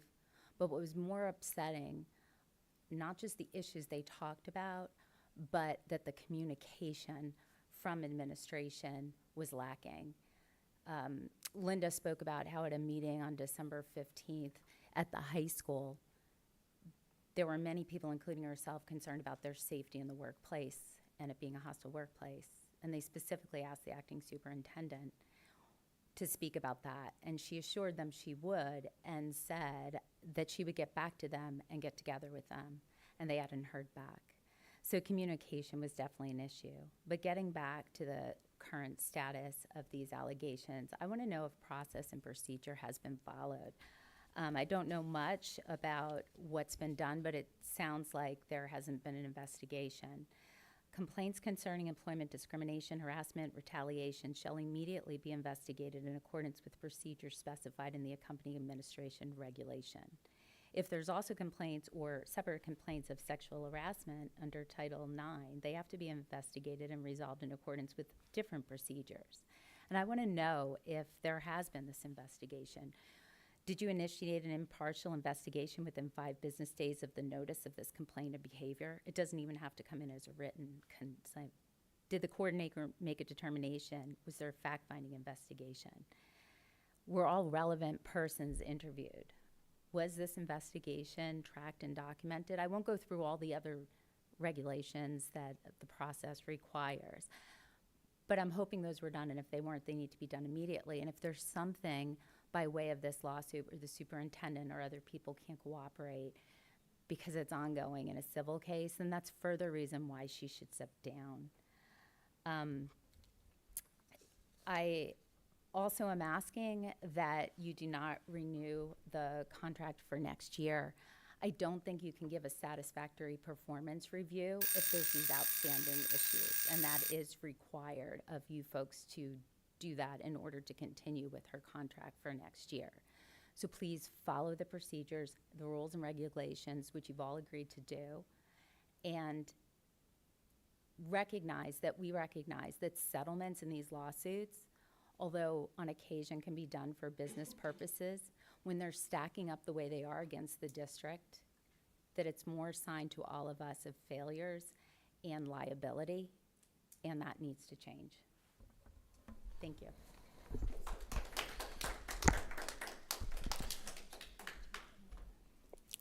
There's no other requests for public comment, so we'll move on to board committee reports.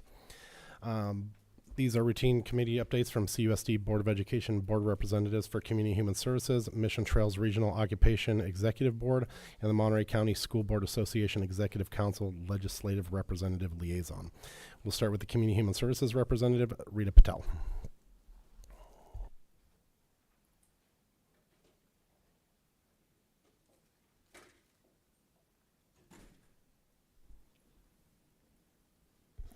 Okay, so tomorrow we have a retreat from 9 to 3. I will represent Carmel Unified during that retreat, and also Community Human Services wanted to extend a thank you to the allocation that of $9,450 that Carmel Unified has provided and contributed to the organization.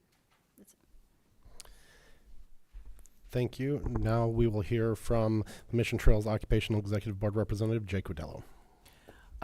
We were able to, this last week, the JPA celebrated the CTE showcase around the whole county. Students from all over participated, bringing projects in all different areas and career pathways. And then there was a dinner on last Friday night over in Salinas at the Elks Lodge. If anyone's ever been there, it's a blast from the past. And we were there, and we honored a student, Amory Gill. And I was there with Principal Libby Duthman, as well as Teacher Brian Granberry, Dr. Yvonne Glenn was there, who did the introduction of the student as well as the student's parents. And we had a great time celebrating all of those students and celebrating that particular student from our district who was the CTE Student of the Year for our district, and amazing student. So it was very exciting. We also had our JPA meeting before that, and there is some language within the JPA that they're going to change, and that was a recommendation from the CBO group, and so we'll have to look at that. But the next meeting is on June 6th, which is Carmel High School graduation. So we will probably be at that. I don't know how we're going to be at two places at once, but we'll figure that out later. But other than that, it was been very exciting. The JPA did a great job showcasing all of the students in this county. There's a lot of talent out there, a lot of talent, and it was amazing to be a part of. So that was it. Thank you. Thank you, Jake. And lastly, we have a report from Monterey County School Board Association Executive Council / Legislative Representative Liaison Matt Glazier. MCSBA had their annual meeting and dinner on May 1st at Hartnell. I was unable to attend, but I believe Superintendent Ofek and my alternate, Rita, attended. MCSBA also hosted a training, an online Zoom training for superintendent evaluation information. We are engaged in the superintendent evaluation process as we speak, and it was a great insight for us on an education on the superintendent evaluation process. Sharon, Jake, Jason, myself, and Rita all attended. Thank you, Matt. Item 9, closed session. Before adjourning to closed session, the board will identify the closed session items and provide an opportunity for public comment on these items. Item 9A, conference with legal counsel, anticipated litigation pursuant to Government Code 549569, subsection D2, 3 cases. Item 9B, conference with legal counsel, existing litigation pursuant to Government Code 54956.9, subdivision D1, Monterey County Superior Court, case number 25CV 002024, Alberto Ramirez versus Carmel Unified School District et al. Item 9C, public employee discipline dismissal release pursuant to Government Code 54957, subdivision B1.